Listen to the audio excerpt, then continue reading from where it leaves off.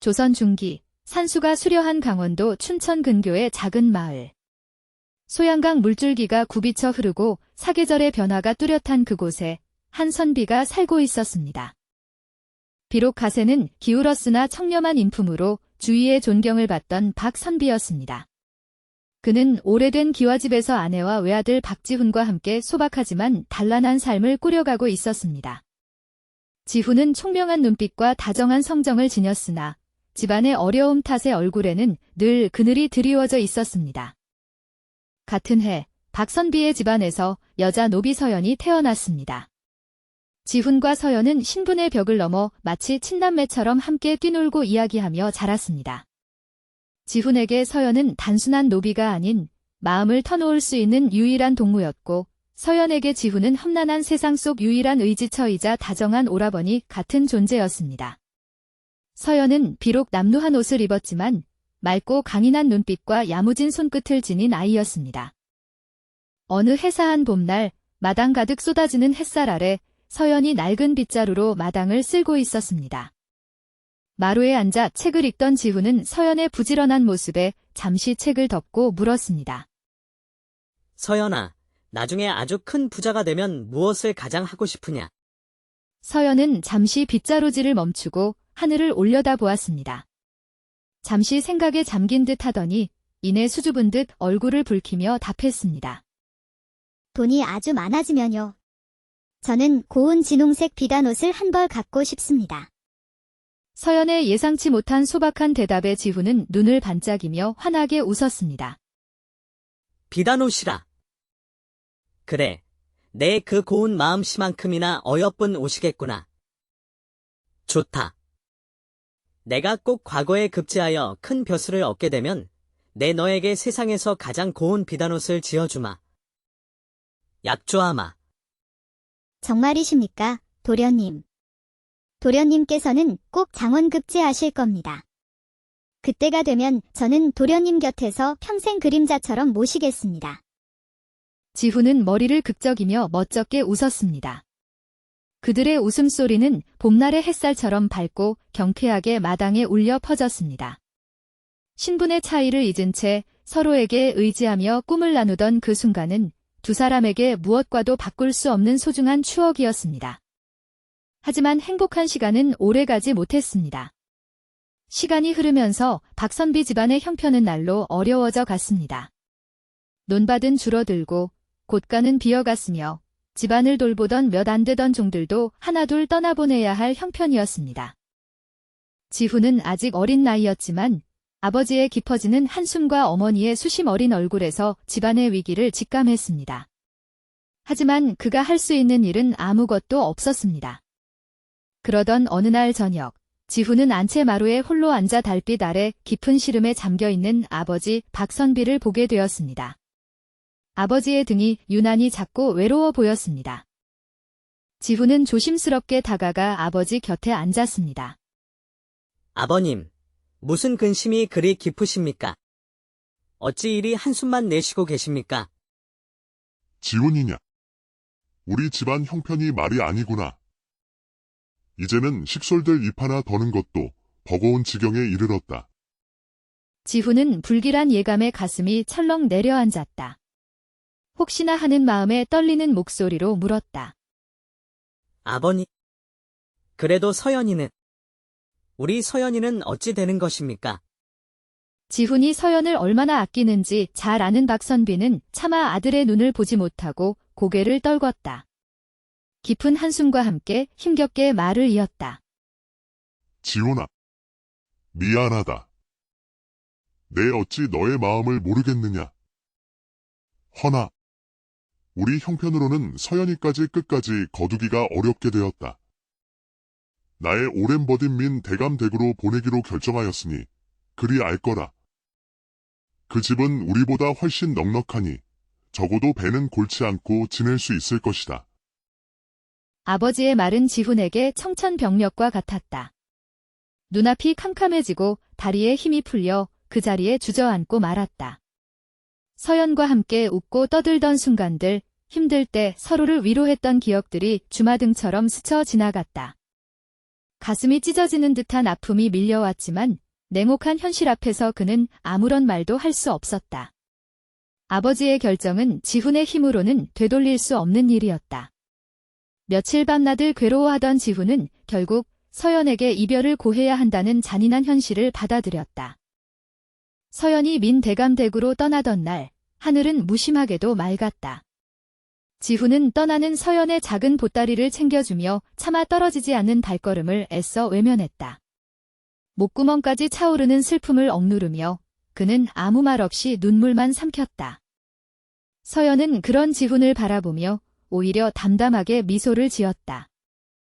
도련님, 그동안 정말 감사했습니다. 미천한 저를 이리 사람으로 대해주시고 늘 따뜻하게 보살펴주셔서 그 은혜 평생 잊지 않겠습니다. 지훈은 미안함과 서운함, 아쉬움이 뒤섞인 눈빛으로 서연을 바라보았지만 차마 입이 떨어지지 않았다. 미안하다는 말조차 꺼내기 힘들었다. 괜찮습니다. 도련님. 도련님께서는 꼭 과거에 급제하셔서 훌륭한 분이 되실 겁니다. 제가 멀리서나마 늘 도련님을 응원하겠습니다. 지훈은 서연의 굳건한 모습에 힘겹게 미소를 지어 보였다. 서연아. 부디 그곳에 가서도 아프지 말고 잘 지내거라. 그리고 혹 무슨 어려운 일이 생기거든 반드시 나에게 소식을 전해야 한다.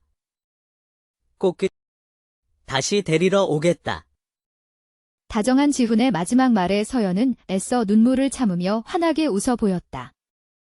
예, 도련님. 그리하겠습니다. 그동안 정말 감사했습니다.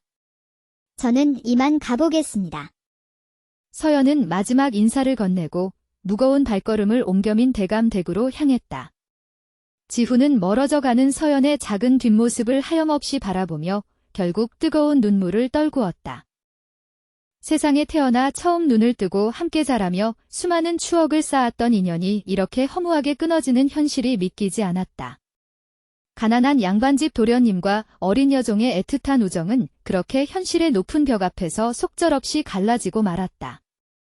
각자의 가슴에 깊은 아쉬움과 슬픔을 남긴 채 지훈과 서연은 서로 다른 길을 걷게 되었다. 서연이 도착한 민대감댁은 박선비의 집과는 비교할 수 없을 만큼 크고 화려했다. 높은 담장과 넓은 마당, 여러 채의 건물들은 위압감마저 풍겼다. 민대감은 부유하고 풍족했지만 신분 질서를 무엇보다 중시하는 전형적인 양반이었다. 그는 아랫사람들을 대할 때 엄격하고 냉정했다. 서연에게 주어진 일은 고되고 혹독했다. 동이 트기 전 새벽부터 일어나 마당을 쓸고 우물에서 물을 길어 나르고 산더미 같은 빨래를 하고 밤늦게까지 고된 자비를 도맡아야 했다. 잠시 허리를 펼 시간조차 없었다. 하지만 서연은 불평 한마디 없이 묵묵히 모든 일을 해냈다. 혹여 자신이 일을 제대로 못하거나 아프기라도 하면 예전 주인인 박선비 집안에 누를 끼칠까 두려웠기 때문이다. 그녀는 이를 악물고 버텼다. 그러던 어느 날 마당 한쪽에서 무거운 물동이를 나르던 서연 앞에 민대감의 아들 민준서가 나타났다. 준서는 어딘가 심사가 뒤틀렸는지 잔뜩 찌푸린 얼굴로 서연에게 고함을 질렀다. 그는 아버지의 권세를 등에 업고 오만방자하게 행동하는 젊은이였다. 이 천한 것. 내년이 감히 내 눈앞에서 꾸물거리는 것이냐. 썩 비키지 못할까.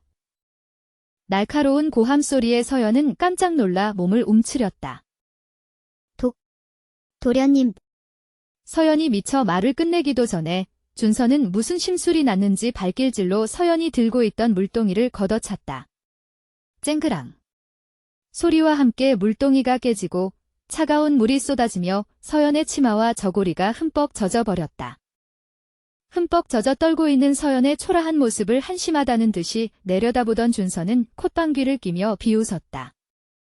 흥. 내까짓게 이 집에서 사람 대접받을 줄 알았더냐. 감히 나와 눈을 마주치. 아니옵니다. 도련님. 죄송합니다. 서연은 겁에 질린 얼굴로 고개를 푹 숙였다. 눈물이 핑 돌았지만 애써 참았다. 그때 마당 밖에서 누군가가 들어서며 이 광경을 목격했다. 바로 지훈이었다. 그는 아버지 박선비의 심부름으로 민 대감에게 서신을 전하러 왔다가 이 끔찍한 장면을 보게 된 것이었다. 자신이 아끼는 서연이 모욕당하는 모습을 본 지훈은 피가 거꾸로 솟는 듯한 분노를 느꼈다. 그는 성큼성큼 준서에게 다가가 낮은 목소리로 외쳤다. 이보시오. 지금 그게 무슨 짓입니까? 어찌 사람에게 이리 함부로 대하는 것이오? 준서는 갑작스러운 지훈의 등장에 잠시 놀랐지만 이내 눈을 흘기며 비웃듯 대꾸했다. 이게 누군가? 몰락한 양반집 도련님 아니신가? 오랜만이군, 박지훈. 헌데 내가 내 집 노비가 일을 게을리하여 잠시 꾸짖고 있는데 지금 설마 나에게 따져 묻는 게요. 아무리 신분이 다르다 한들 우리를 위해 일해주고 함께 살아가는 사람이지 않소. 양반의 도리가 어찌 사람을 이리 모욕하고 핍박하는 것이란 말이오. 이는 결코 옳은 일이 아니오. 한참 동안 지훈의 말을 듣고 있던 준서는 갓잔타는 듯이 코웃음을 쳤다. 내가 뭔데 감히 나에게 훈계를 하는 거지. 그리고 분명히 해두지만 지금 이 노비의 주인은 바로 나, 민준서일세. 팽팽한 긴장감이 감도는 그때 마침 외출해서 돌아온 민 대감이 마당으로 들어서며 그 광경을 목격했다. 민 대감은 아들 준서의 오만한 행동과 지훈의 격앙된 모습에 얼굴을 굳히며 다가왔다. 준서야. 당장 무례한 짓을 멈추지 못하겠느냐. 그리고 지훈이 자네도 그만하게. 내가 아들에게 단단히 이르겠네. 오랜만에 인사드립니다. 대감 어르신. 아버님의 서신을 전해드리러 왔습니다. 지훈은 예를 갖춰 인사하고 서신을 건넸다. 민 대감에게 인사를 하고 돌아설 때 지훈은 황급히 자리를 피하려는 서연에게 안타까움과 미안함이 가득 담긴 눈빛을 보냈다. 그의 눈빛은 서연아, 내가 정말 미안하구나. 내 반드시 너를 데리러 오마. 라고 말하는 듯 했다. 준서는 아버지의 호통에 움찔하며 물러섰고 민 대감은 준서를 데리고 안채로 들어갔다. 그리고 아들을 불러 세워 엄하게 꾸짖었다. 네 이놈. 내가 무슨 잘못을 했는지 알고 있느냐? 아버지, 잘못했습니다. 다시는 노비에게 함부로. 쯧쯧. 어디 양반 체면에 천한 노비 따위와 시시비비 말을 섞고 있느냐? 정 그리 여인과 말을 섞고 싶거든 기방에나 가거라. 다음부터 아래 것들과 시시덕거리는 것을 보거든 그땐 종아리를 부러뜨릴 줄 알아라. 알겠느냐? 아버님. 명심하겠습니다. 놀랍게도 민 대감은 아들이 노비를 함부로 대한 것을 나무란 것이 아니었다. 양반 신분으로 천한 노비와 말을 섞으며 시간을 낭비한 것을 꾸짖고 있었던 것이다. 이 대화를 문밖에서 숨죽여 듣고 있던 서연은 자신의 비참한 처지에 눈물을 흘렸다. 그녀는 이 집에서 자신이 한낱 물건과 다름없이 취급된다는 사실을 뼈저리게 깨달았다. 그럴수록 박선비 댁에서의 따뜻했던 삶과 다정했던 지훈 도련님의 모습이 떠올라 그리움과 서러움에 눈물이 멈추지 않았다. 하지만 현실은 냉혹했다. 그녀는 이곳에서 민 대감과 민준서를 모시며 살아가야만 했다. 며칠 뒤 화창한 어느 날 민 대감은 파주에 있는 넓은 땅을 개간하기 위해 몇몇 노비들을 외거 노비로 보내기로 결정했다. 그는 식솔들을 마당에 불러 모으고 발표했다. 서연이를 파주 땅으로 보내 외거 노비로 삼겠다. 가서 그곳 땅을 일구고 소출의 일부를 바치도록 하라. 서연은 갑작스러운 결정에 깜짝 놀랐지만 묵묵히 고개를 숙였다. 이 소식을 전해 들은 지훈은 서연이 또다시 멀리 다른 지역으로 가게 된다는 사실에 마음이 아팠다. 하지만 이내 외거 노비가 되면 비록 주인에게 일정 금액을 상납해야 하지만 비교적 자유롭게 생활하며 스스로 재산을 모을 수도 있다는 사실을 떠올렸다.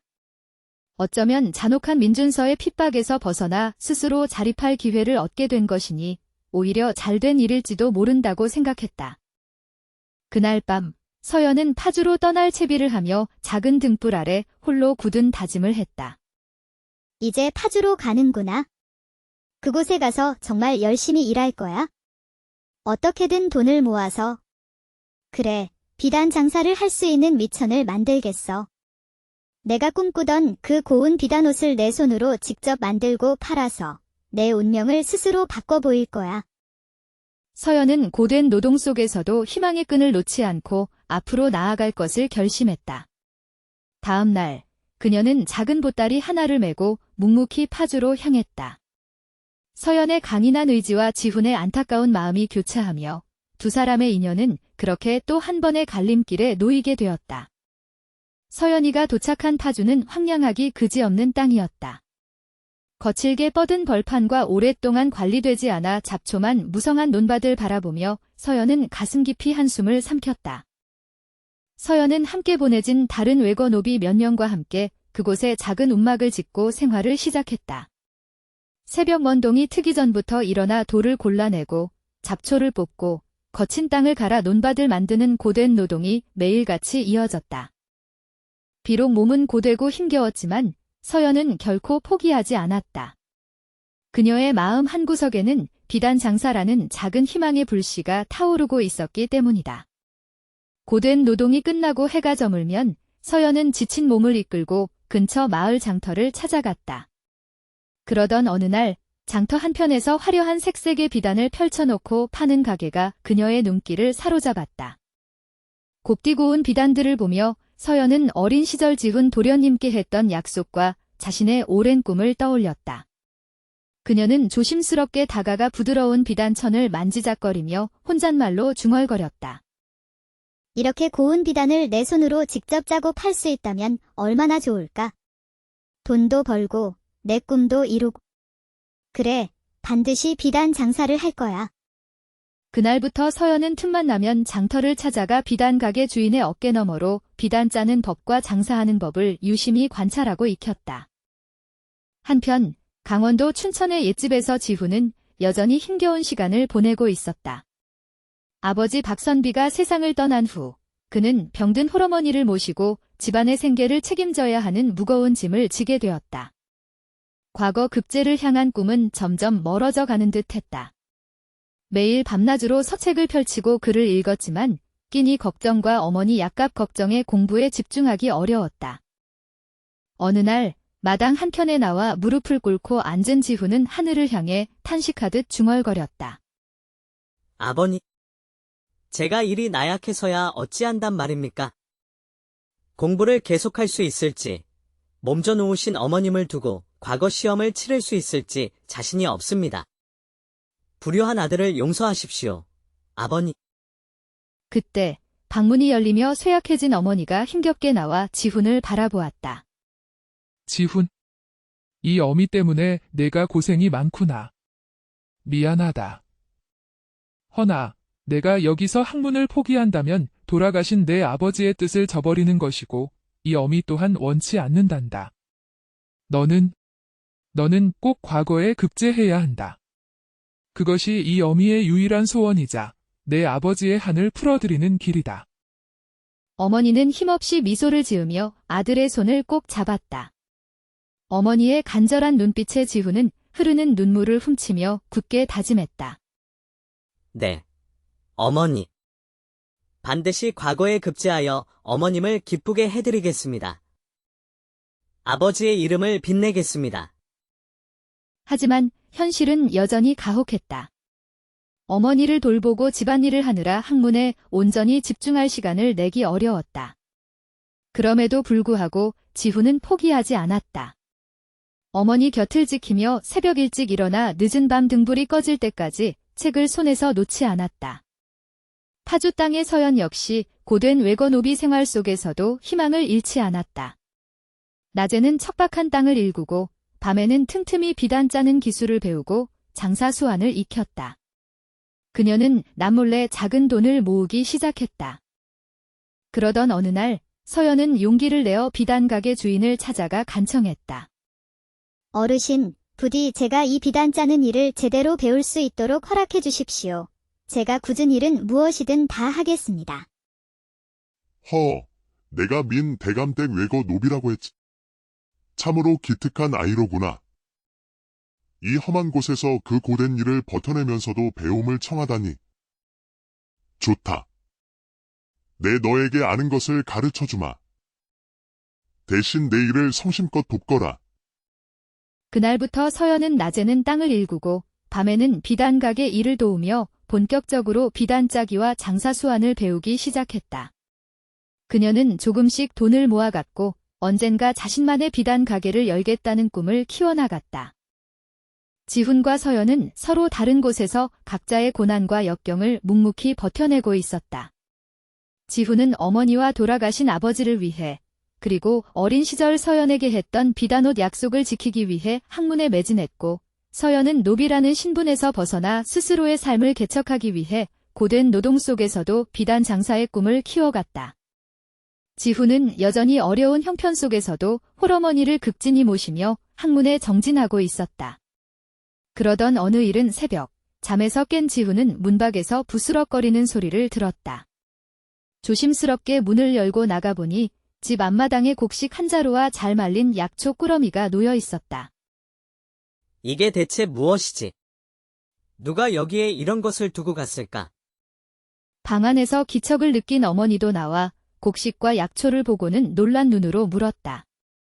지훈아, 이 곡식과 약초는 다 어디서 난 것이냐? 어머님, 저도 모르겠습니다. 누군가가 밤사이 몰래 두고 간 것 같습니다. 하늘이 우리를 도우셨나 보군. 이렇게 어려운 때에 누가 이런 선행을 베풀다니. 참으로 고마운 일이로다. 놀라운 일은 그 후로도 며칠에 한 번씩 비슷한 일이 반복되었다는 것이다. 지훈의 집 앞에는 어김없이 곡식 자루나 약초 꾸러미, 때로는 귀한 말린 고기까지 놓여 있었다. 처음에는 그 도움을 받는 것이 마음에 걸렸던 지훈이었지만 병약하신 어머니의 약값을 대고 끼니를 이어가기 위해서는 어쩔 수 없이 그 은혜를 받아들여야 했다. 그는 매번 말없이 놓인 선물 앞에 깊이 고개를 숙이며 다짐했다. 누구신지는 모르오나 이 은혜는 반드시 갚겠습니다. 한편 마을 사람들 사이에서도 어려운 이웃을 남몰래 돕는 의로운 이에 대한 소문이 조용히 퍼져나갔다. 지훈 역시 그 소문을 들으며 자신을 돕는 이가 바로 그 의로운 이일 것이라 짐작하며 더욱 굳은 마음으로 학문에 매진했다. 밤늦도록 등불 아래 책을 읽고 글을 쓰며 지훈은 과거 급제라는 목표를 향해 온 힘을 다했다. 그리고 마침내 오랜 기다림과 노력 끝에 과거 시험일이 다가왔다. 지훈은 어머니의 격려와 이름 모를 은인의 도움에 힘입어 한양으로 향하는 시험길에 올랐다. 며칠 후 과거 시험의 결과가 발표되는 이 나붙는 날 수많은 사람들 틈에서 떨리는 마음으로 자신의 이름을 찾던 지훈은 마침내 합격자 명단에서 자신의 이름 석자 박지훈을 발견했다. 기쁜 마음으로 고향집에 돌아와 어머니께 합격 소식을 전하자 어머니는 아들의 손을 붙잡고 하염없이 눈물을 흘렸다. 지훈, 내 아들아. 드디어 내가 해냈구나. 해낼 줄 알았다. 내 아버님도 하늘에서 분명 기뻐하고 계실 게야. 모자는 서로를 꼭 끌어안고 그동안의 고생과 서름이 북받쳐 올라 한참 동안 눈물을 멈추지 못했다. 그날 밤, 지훈은 홀로 마당에 나와 밝은 달빛을 받으며 깊은 생각에 잠겼다. 그는 하늘을 향해 나지막이 속삭였다. 아버님, 저 드디어 해냈습니다. 이제 어머님을 잘 모시고 벼슬길에 나아가 백성을 위하고 나라에 충성하며 우리 가문을 다시 일으키겠습니다. 그렇게 달빛 아래 고요히 서서 감회에 젖어 있던 그때 집 밖에서 누군가의 발자국 소리가 조용히 들려왔다. 순간 지훈의 머릿속에 자신을 도와준 이름 모를 은인이 떠올랐다. 그는 본능적으로 몸을 숨기고 소리가 나는 쪽을 살폈다. 어두운 밤길, 누군가가 급히 발걸음을 옮기는 희미한 그림자가 보였다. 지훈은 이제 과거에도 급제했으니 반드시 그 은인을 만나 감사의 인사를 전해야겠다고 마음먹었다. 그는 조심스럽게 발소리를 죽이며 그 사람의 뒤를 쫓기 시작했다. 어둑한 밤길을 몰래 뒤쫓던 지훈은 그 사람이 마을 변두리에 어느 허름한 초가집으로 들어가는 것을 목격했다. 살금살금 다가가 담벼락 너머로 안을 엿보니 희미한 등불 아래 두 사람이 이야기를 나누고 있었다. 이번에도 박도련님 댁 앞에 곡식 자루를 잘 놓아두고 왔네? 그리고 자네가 말한 대로 박도련님께서 드디어 과거에 급제하셨다더군. 그 어머님도 이젠 병환이 많이 나아지셨다고 하니 참으로 다행일세.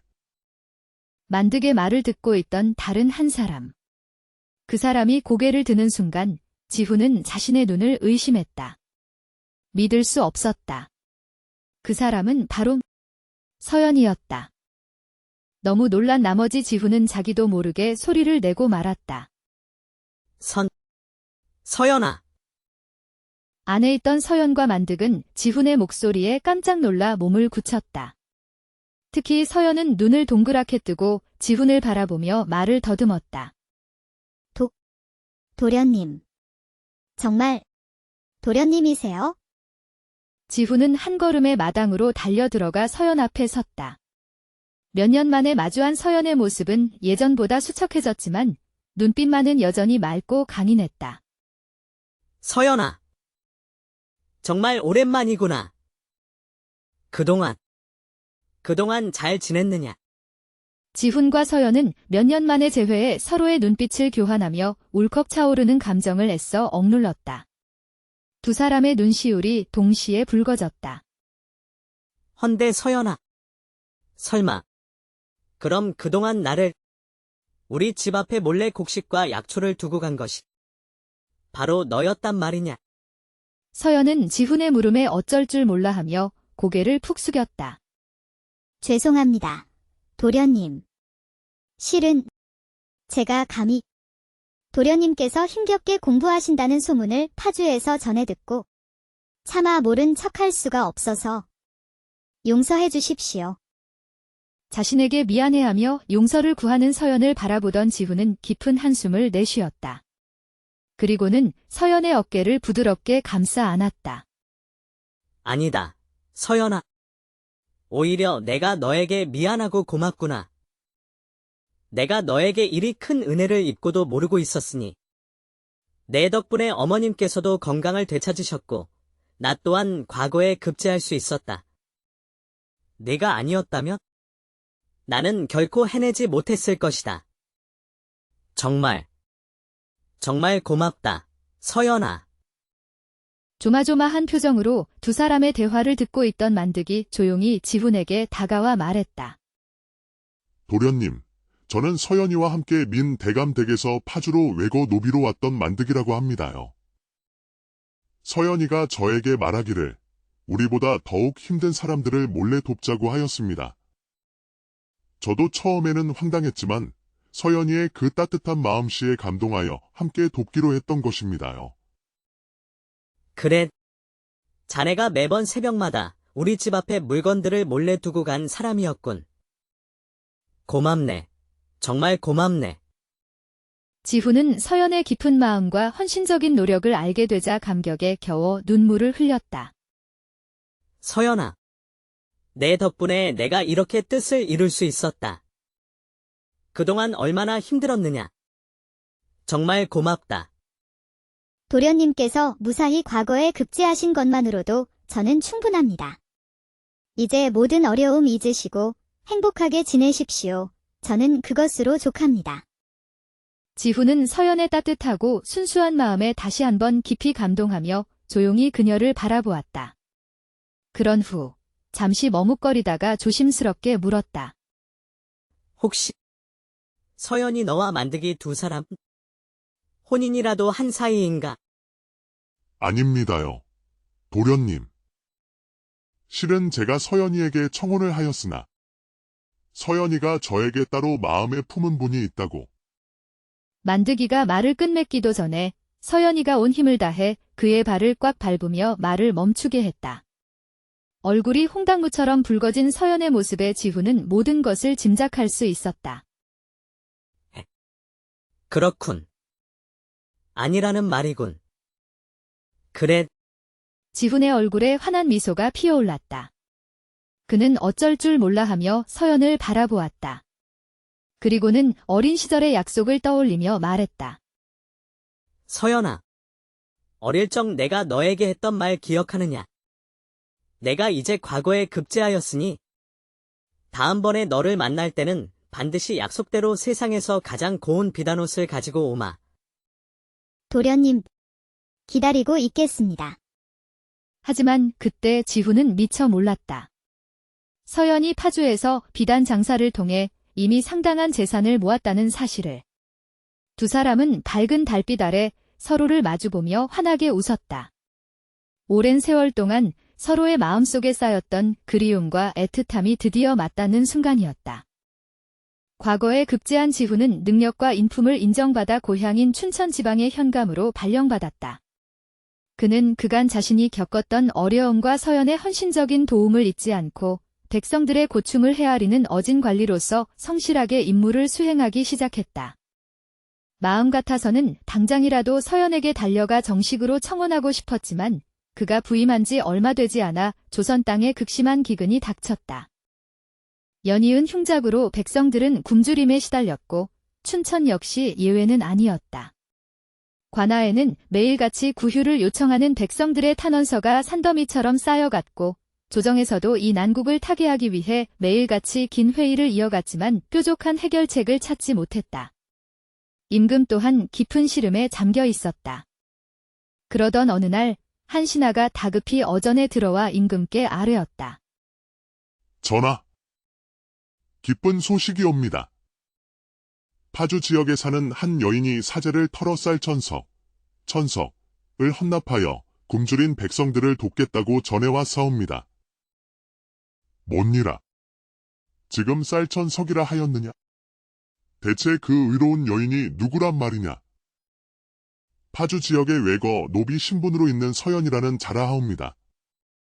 그간 비단 장사를 하여 알뜰히 모은 재산으로 쌀천석을 마련하여 이를 굶주린 백성들을 위한 구휼미로 내놓았다고 하옵니다. 허, 노비의 신분으로 어찌 그리 귀한 마음을. 임금은 크게 감탄하며 즉시 서연을 궁으로 불러 직접 대면하기를 명했다.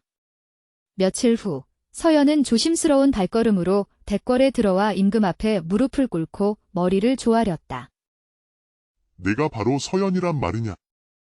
어찌하여 노비의 신분으로 이토록 크고 귀한 일을 행하였느냐? 전하, 소인은 그저 굶주림에 고통받는 이들을 외면할 수 없었을 뿐이옵니다. 제가 할 수 있는 작은 힘이나마 보태고자 했을 뿐이옵니다.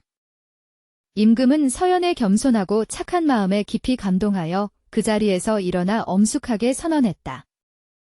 쌀천석이면 우리 백성 수백 명이 좋기 1년을 먹고도 남을 양이다.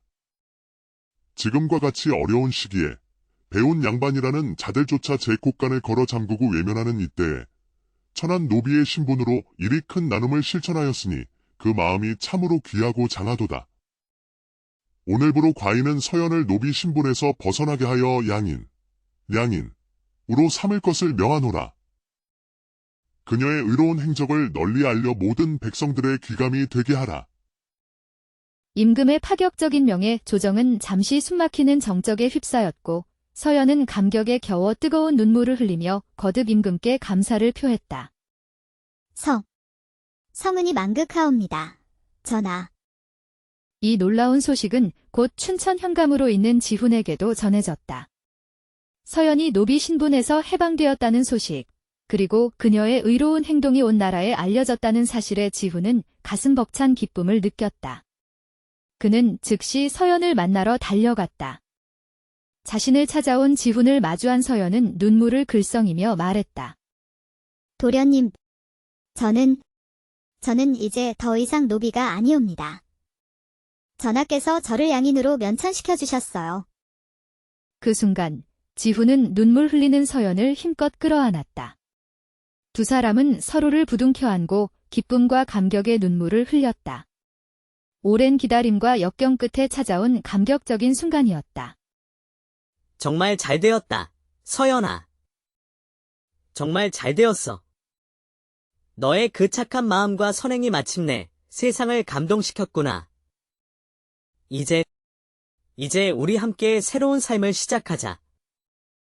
지훈과 서연은 마침내 춘천의 작은 관아 근처에 소박한 살림집을 마련하고 백년가약을 맺었다.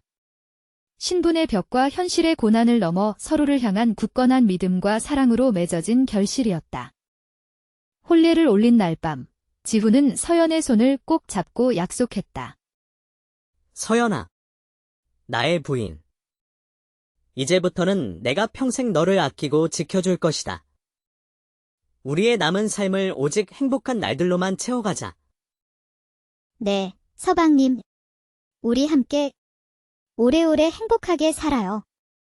그 후, 지훈은 백성들의 고통을 누구보다 깊이 이해하고 그들을 위해 헌신하는 청렴하고 어진 관리로서 존경받았고, 그의 부인 서연은 비단 장사를 통해 얻은 부를 어려운 이웃과 나누며 지혜롭고 마음 따뜻한 여인으로 칭송받았다.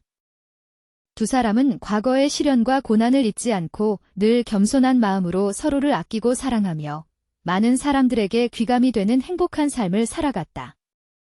이 이야기는 진정한 귀함이란 신분이나 재물이 아닌 어려운 시기에도 기꺼이 나누고 베풀 줄 아는 따뜻한 마음과 변치 않는 의리의 있음을 보여준다.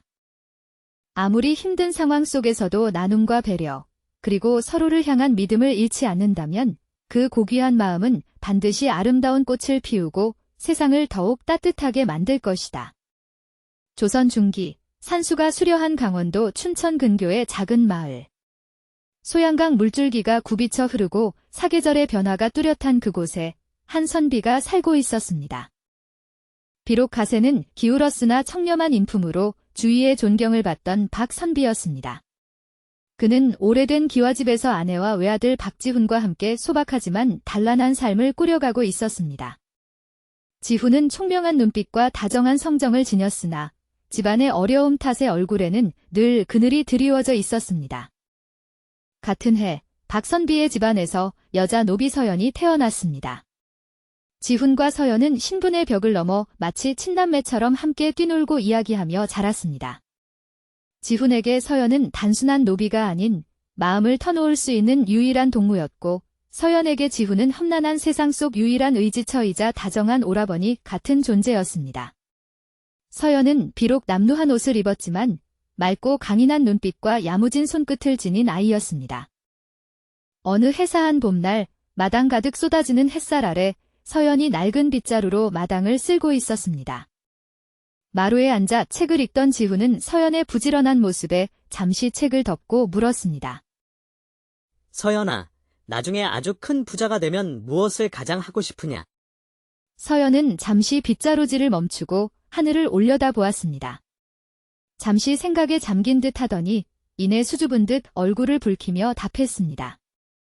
돈이 아주 많아지면요. 저는 고운 진홍색 비단옷을 한 벌 갖고 싶습니다. 서연의 예상치 못한 소박한 대답에 지훈은 눈을 반짝이며 환하게 웃었습니다. 비단옷이라. 그래, 내 그 고운 마음씨만큼이나 어여쁜 옷이겠구나. 좋다. 내가 꼭 과거에 급제하여 큰 벼슬을 얻게 되면 내 너에게 세상에서 가장 고운 비단옷을 지어주마. 약조하마. 정말이십니까, 도련님? 도련님께서는 꼭 장원급제하실 겁니다. 그때가 되면 저는 도련님 곁에서 평생 그림자처럼 모시겠습니다. 지훈은 머리를 극적이며 멋쩍게 웃었습니다. 그들의 웃음소리는 봄날의 햇살처럼 밝고 경쾌하게 마당에 울려 퍼졌습니다. 신분의 차이를 잊은 채 서로에게 의지하며 꿈을 나누던 그 순간은 두 사람에게 무엇과도 바꿀 수 없는 소중한 추억이었습니다. 하지만 행복한 시간은 오래가지 못했습니다. 시간이 흐르면서 박선비 집안의 형편은 날로 어려워져 갔습니다. 논밭은 줄어들고 곳간은 비어갔으며 집안을 돌보던 몇 안 되던 종들도 하나둘 떠나보내야 할 형편이었습니다. 지훈은 아직 어린 나이였지만 아버지의 깊어지는 한숨과 어머니의 수심 어린 얼굴에서 집안의 위기를 직감했습니다. 하지만 그가 할 수 있는 일은 아무것도 없었습니다. 그러던 어느 날 저녁, 지훈은 안채마루에 홀로 앉아 달빛 아래 깊은 시름에 잠겨있는 아버지 박선비를 보게 되었습니다. 아버지의 등이 유난히 작고 외로워 보였습니다. 지훈은 조심스럽게 다가가 아버지 곁에 앉았습니다. 아버님, 무슨 근심이 그리 깊으십니까? 어찌 이리 한숨만 내쉬고 계십니까? 지훈이냐? 우리 집안 형편이 말이 아니구나. 이제는 식솔들 입 하나 더는 것도 버거운 지경에 이르렀다. 지훈은 불길한 예감에 가슴이 철렁 내려앉았다. 혹시나 하는 마음에 떨리는 목소리로 물었다. 아버님, 그래도 우리 서연이는 어찌 되는 것입니까? 지훈이 서연을 얼마나 아끼는지 잘 아는 박선비는 차마 아들의 눈을 보지 못하고 고개를 떨궜다. 깊은 한숨과 함께 힘겹게 말을 이었다. 지훈아, 미안하다. 내 어찌 너의 마음을 모르겠느냐. 허나, 우리 형편으로는 서연이까지 끝까지 거두기가 어렵게 되었다. 나의 오랜 버딘 민 대감댁으로 보내기로 결정하였으니 그리 알 거라. 그 집은 우리보다 훨씬 넉넉하니 적어도 배는 골치 않고 지낼 수 있을 것이다. 아버지의 말은 지훈에게 청천벽력과 같았다. 눈앞이 캄캄해지고 다리에 힘이 풀려 그 자리에 주저앉고 말았다. 서연과 함께 웃고 떠들던 순간들, 힘들 때 서로를 위로했던 기억들이 주마등처럼 스쳐 지나갔다. 가슴이 찢어지는 듯한 아픔이 밀려왔지만 냉혹한 현실 앞에서 그는 아무런 말도 할 수 없었다. 아버지의 결정은 지훈의 힘으로는 되돌릴 수 없는 일이었다. 며칠 밤낮을 괴로워하던 지훈은 결국 서연에게 이별을 고해야 한다는 잔인한 현실을 받아들였다. 서연이 민 대감댁으로 떠나던 날, 하늘은 무심하게도 맑았다. 지훈은 떠나는 서연의 작은 보따리를 챙겨주며 차마 떨어지지 않는 발걸음을 애써 외면했다. 목구멍까지 차오르는 슬픔을 억누르며 그는 아무 말 없이 눈물만 삼켰다. 서연은 그런 지훈을 바라보며 오히려 담담하게 미소를 지었다. 도련님, 그동안 정말 감사했습니다. 미천한 저를 이리 사람으로 대해주시고 늘 따뜻하게 보살펴주셔서 그 은혜 평생 잊지 않겠습니다. 지훈은 미안함과 서운함, 아쉬움이 뒤섞인 눈빛으로 서연을 바라보았지만 차마 입이 떨어지지 않았다. 미안하다는 말조차 꺼내기 힘들었다. 괜찮습니다. 도련님. 도련님께서는 꼭 과거에 급제하셔서 훌륭한 분이 되실 겁니다. 제가 멀리서나마 늘 도련님을 응원하겠습니다. 지훈은 서연의 굳건한 모습에 힘겹게 미소를 지어 보였다. 서연아, 부디 그곳에 가서도 아프지 말고 잘 지내거라. 그리고 혹 무슨 어려운 일이 생기거든 반드시 나에게 소식을 전해야 한다. 꼭 다시 데리러 오겠다. 다정한 지훈의 마지막 말에 서연은 애써 눈물을 참으며 환하게 웃어 보였다. 예, 도련님. 그리하겠습니다. 그동안 정말 감사했습니다. 저는 이만 가보겠습니다. 서연은 마지막 인사를 건네고 무거운 발걸음을 옮겨민 대감댁으로 향했다. 지훈은 멀어져가는 서연의 작은 뒷모습을 하염없이 바라보며 결국 뜨거운 눈물을 떨구었다. 세상에 태어나 처음 눈을 뜨고 함께 자라며 수많은 추억을 쌓았던 인연이 이렇게 허무하게 끊어지는 현실이 믿기지 않았다. 가난한 양반집 도련님과 어린 여종의 애틋한 우정은 그렇게 현실의 높은 벽 앞에서 속절없이 갈라지고 말았다. 각자의 가슴에 깊은 아쉬움과 슬픔을 남긴 채 지훈과 서연은 서로 다른 길을 걷게 되었다. 서연이 도착한 민 대감댁은 박선비의 집과는 비교할 수 없을 만큼 크고 화려했다. 높은 담장과 넓은 마당, 여러 채의 건물들은 위압감마저 풍겼다. 민 대감은 부유하고 풍족했지만 신분 질서를 무엇보다 중시하는 전형적인 양반이었다. 그는 아랫사람들을 대할 때 엄격하고 냉정했다. 서연에게 주어진 일은 고되고 혹독했다. 동이 트기 전 새벽부터 일어나 마당을 쓸고 우물에서 물을 길어 나르고 산더미 같은 빨래를 하고 밤늦게까지 고된 자비를 도맡아야 했다. 잠시 허리를 펼 시간조차 없었다. 하지만 서연은 불평 한마디 없이 묵묵히 모든 일을 해냈다. 혹여 자신이 일을 제대로 못하거나 아프기라도 하면 예전 주인인 박선비 집안에 누를 끼칠까 두려웠기 때문이다. 그녀는 이를 악물고 버텼다. 그러던 어느 날 마당 한쪽에서 무거운 물동이를 나르던 서연 앞에 민 대감의 아들 민준서가 나타났다. 준서는 어딘가 심사가 뒤틀렸는지 잔뜩 찌푸린 얼굴로 서연에게 고함을 질렀다. 그는 아버지의 권세를 등에 업고 오만방자하게 행동하는 젊은이였다. 이 천한 것. 내년이 감히 내 눈앞에서 꾸물거리는 것이냐. 썩 비키지 못할까. 날카로운 고함 소리에 서연은 깜짝 놀라 몸을 움츠렸다. 도련님, 서연이 미처 말을 끝내기도 전에 준서는 무슨 심술이 났는지 발길질로 서연이 들고 있던 물동이를 걷어찼다. 쨍그랑. 소리와 함께 물동이가 깨지고 차가운 물이 쏟아지며 서연의 치마와 저고리가 흠뻑 젖어버렸다. 흠뻑 젖어 떨고 있는 서연의 초라한 모습을 한심하다는 듯이 내려다보던 준서는 콧방귀를 끼며 비웃었다. 흥. 내까짓게 이 집에서 사람 대접받을 줄 알았더냐. 감히 나와 눈을 마주치. 아니옵니다. 도련님. 죄송합니다. 서연은 겁에 질린 얼굴로 고개를 푹 숙였다. 눈물이 핑 돌았지만 애써 참았다. 그때 마당 밖에서 누군가가 들어서며 이 광경을 목격했다. 바로 지훈이었다. 그는 아버지 박선비의 심부름으로 민 대감에게 서신을 전하러 왔다가 이 끔찍한 장면을 보게 된 것이었다. 자신이 아끼는 서연이 모욕당하는 모습을 본 지훈은 피가 거꾸로 솟는 듯한 분노를 느꼈다. 그는 성큼성큼 준서에게 다가가 낮은 목소리로 외쳤다. 이보시오. 지금 그게 무슨 짓입니까? 어찌 사람에게 이리 함부로 대하는 것이오? 준서는 갑작스러운 지훈의 등장에 잠시 놀랐지만 이내 눈을 흘기며 비웃듯 대꾸했다. 이게 누군가? 몰락한 양반집 도련님 아니신가? 오랜만이군, 박지훈. 헌데 내가 내 집 노비가 이를 게을리하여 잠시 꾸짖고 있는데 지금 설마 나에게 따져 묻는 게요.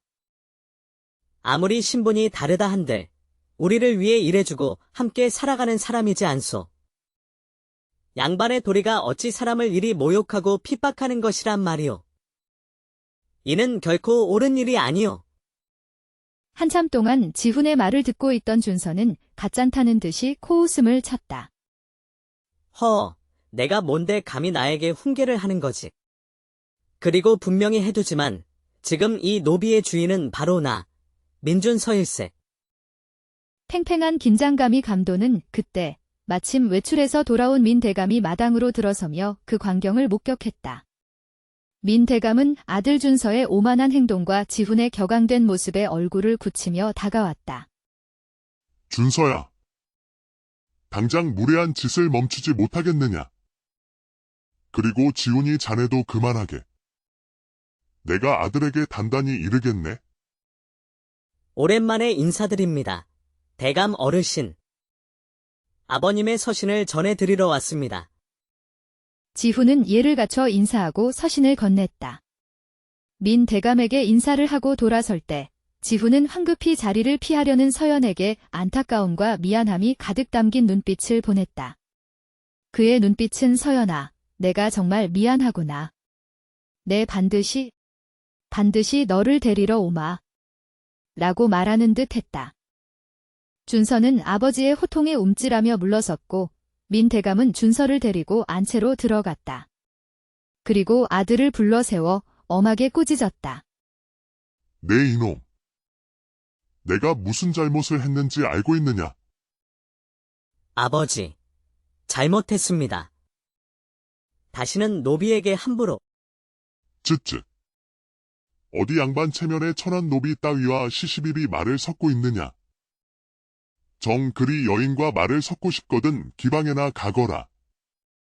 다음부터 아랫 것들과 시시덕거리는 것을 보거든 그땐 종아리를 부러뜨릴 줄 알아라. 알겠느냐? 아버님. 명심하겠습니다. 놀랍게도 민대감은 아들이 노비를 함부로 대한 것을 나무란 것이 아니었다. 양반 신분으로 천한 노비와 말을 섞으며 시간을 낭비한 것을 꾸짖고 있었던 것이다. 이 대화를 문밖에서 숨죽여 듣고 있던 서연은 자신의 비참한 처지에 눈물을 흘렸다. 그녀는 이 집에서 자신이 한낱 물건과 다름없이 취급된다는 사실을 뼈저리게 깨달았다. 그럴수록 박선비 댁에서의 따뜻했던 삶과 다정했던 지훈 도련님의 모습이 떠올라 그리움과 서러움에 눈물이 멈추지 않았다. 하지만 현실은 냉혹했다. 그녀는 이곳에서 민대감과 민준서를 모시며 살아가야만 했다. 며칠 뒤 화창한 어느 날 민대감은 파주에 있는 넓은 땅을 개간하기 위해 몇몇 노비들을 외거 노비로 보내기로 결정했다. 그는 식솔들을 마당에 불러 모으고 발표했다. 서연이를 파주 땅으로 보내 외거 노비로 삼겠다. 가서 그곳 땅을 일구고 소출의 일부를 바치도록 하라. 서연은 갑작스러운 결정에 깜짝 놀랐지만 묵묵히 고개를 숙였다. 이 소식을 전해 들은 지훈은 서연이 또다시 멀리 다른 지역으로 가게 된다는 사실에 마음이 아팠다. 하지만 이내 외거 노비가 되면 비록 주인에게 일정 금액을 상납해야 하지만 비교적 자유롭게 생활하며 스스로 재산을 모을 수도 있다는 사실을 떠올렸다. 어쩌면 잔혹한 민준서의 핍박에서 벗어나 스스로 자립할 기회를 얻게 된 것이니 오히려 잘된 일일지도 모른다고 생각했다. 그날 밤 서연은 파주로 떠날 채비를 하며 작은 등불 아래 홀로 굳은 다짐을 했다. 이제 파주로 가는구나. 그곳에 가서 정말 열심히 일할 거야. 어떻게든 돈을 모아서. 그래, 비단 장사를 할 수 있는 미천을 만들겠어. 내가 꿈꾸던 그 고운 비단옷을 내 손으로 직접 만들고 팔아서 내 운명을 스스로 바꿔 보일 거야. 서연은 고된 노동 속에서도 희망의 끈을 놓지 않고 앞으로 나아갈 것을 결심했다. 다음 날, 그녀는 작은 보따리 하나를 메고 묵묵히 파주로 향했다. 서연의 강인한 의지와 지훈의 안타까운 마음이 교차하며 두 사람의 인연은 그렇게 또 한 번의 갈림길에 놓이게 되었다. 서연이가 도착한 파주는 황량하기 그지없는 땅이었다. 거칠게 뻗은 벌판과 오랫동안 관리되지 않아 잡초만 무성한 논밭을 바라보며 서연은 가슴 깊이 한숨을 삼켰다. 서연은 함께 보내진 다른 외거 노비 몇 명과 함께 그곳에 작은 움막을 짓고 생활을 시작했다. 새벽 먼동이 트기 전부터 일어나 돌을 골라내고 잡초를 뽑고 거친 땅을 갈아 논밭을 만드는 고된 노동이 매일같이 이어졌다. 비록 몸은 고되고 힘겨웠지만 서연은 결코 포기하지 않았다. 그녀의 마음 한구석에는 비단 장사라는 작은 희망의 불씨가 타오르고 있었기 때문이다. 고된 노동이 끝나고 해가 저물면 서연은 지친 몸을 이끌고 근처 마을 장터를 찾아갔다. 그러던 어느 날 장터 한편에서 화려한 색색의 비단을 펼쳐놓고 파는 가게가 그녀의 눈길을 사로잡았다. 곱디 고운 비단들을 보며 서연은 어린 시절 지훈 도련님께 했던 약속과 자신의 오랜 꿈을 떠올렸다. 그녀는 조심스럽게 다가가 부드러운 비단천을 만지작거리며 혼잣말로 중얼거렸다. 이렇게 고운 비단을 내 손으로 직접 짜고 팔 수 있다면 얼마나 좋을까? 돈도 벌고 내 꿈도 이루고. 그래, 반드시 비단 장사를 할 거야. 그날부터 서연은 틈만 나면 장터를 찾아가 비단 가게 주인의 어깨 너머로 비단 짜는 법과 장사하는 법을 유심히 관찰하고 익혔다. 한편 강원도 춘천의 옛집에서 지훈은 여전히 힘겨운 시간을 보내고 있었다. 아버지 박선비가 세상을 떠난 후 그는 병든 홀어머니를 모시고 집안의 생계를 책임져야 하는 무거운 짐을 지게 되었다. 과거 급제를 향한 꿈은 점점 멀어져 가는 듯했다. 매일 밤낮으로 서책을 펼치고 글을 읽었지만 끼니 걱정과 어머니 약값 걱정에 공부에 집중하기 어려웠다. 어느 날 마당 한켠에 나와 무릎을 꿇고 앉은 지훈은 하늘을 향해 탄식하듯 중얼거렸다. 아버님, 제가 일이 나약해서야 어찌한단 말입니까? 공부를 계속할 수 있을지, 몸져 놓으신 어머님을 두고 과거 시험을 치를 수 있을지 자신이 없습니다. 불효한 아들을 용서하십시오. 아버님. 그때 방문이 열리며 쇠약해진 어머니가 힘겹게 나와 지훈을 바라보았다. 지훈. 이 어미 때문에 내가 고생이 많구나. 미안하다. 허나, 내가 여기서 학문을 포기한다면 돌아가신 내 아버지의 뜻을 저버리는 것이고, 이 어미 또한 원치 않는단다. 너는 꼭 과거에 급제해야 한다. 그것이 이 어미의 유일한 소원이자 내 아버지의 한을 풀어드리는 길이다. 어머니는 힘없이 미소를 지으며 아들의 손을 꼭 잡았다. 어머니의 간절한 눈빛에 지훈은 흐르는 눈물을 훔치며 굳게 다짐했다. 네. 어머니. 반드시 과거에 급제하여 어머님을 기쁘게 해드리겠습니다. 아버지의 이름을 빛내겠습니다. 하지만 현실은 여전히 가혹했다. 어머니를 돌보고 집안일을 하느라 학문에 온전히 집중할 시간을 내기 어려웠다. 그럼에도 불구하고 지훈은 포기하지 않았다. 어머니 곁을 지키며 새벽 일찍 일어나 늦은 밤 등불이 꺼질 때까지 책을 손에서 놓지 않았다. 파주 땅의 서연 역시 고된 외거노비 생활 속에서도 희망을 잃지 않았다. 낮에는 척박한 땅을 일구고 밤에는 틈틈이 비단 짜는 기술을 배우고 장사 수완을 익혔다. 그녀는 남몰래 작은 돈을 모으기 시작했다. 그러던 어느 날 서연은 용기를 내어 비단 가게 주인을 찾아가 간청했다. 어르신, 부디 제가 이 비단 짜는 일을 제대로 배울 수 있도록 허락해 주십시오. 제가 굳은 일은 무엇이든 다 하겠습니다. 내가 민 대감댁 외거 노비라고 했지. 참으로 기특한 아이로구나. 이 험한 곳에서 그 고된 일을 버텨내면서도 배움을 청하다니. 좋다. 내 너에게 아는 것을 가르쳐주마. 대신 내 일을 성심껏 돕거라. 그날부터 서연은 낮에는 땅을 일구고 밤에는 비단 가게 일을 도우며 본격적으로 비단 짜기와 장사 수완을 배우기 시작했다. 그녀는 조금씩 돈을 모아갔고 언젠가 자신만의 비단 가게를 열겠다는 꿈을 키워나갔다. 지훈과 서연은 서로 다른 곳에서 각자의 고난과 역경을 묵묵히 버텨내고 있었다. 지훈은 어머니와 돌아가신 아버지를 위해 그리고 어린 시절 서연에게 했던 비단옷 약속을 지키기 위해 학문에 매진했고 서연은 노비라는 신분에서 벗어나 스스로의 삶을 개척하기 위해 고된 노동 속에서도 비단 장사의 꿈을 키워갔다. 지훈은 여전히 어려운 형편 속에서도 홀어머니를 극진히 모시며 학문에 정진하고 있었다.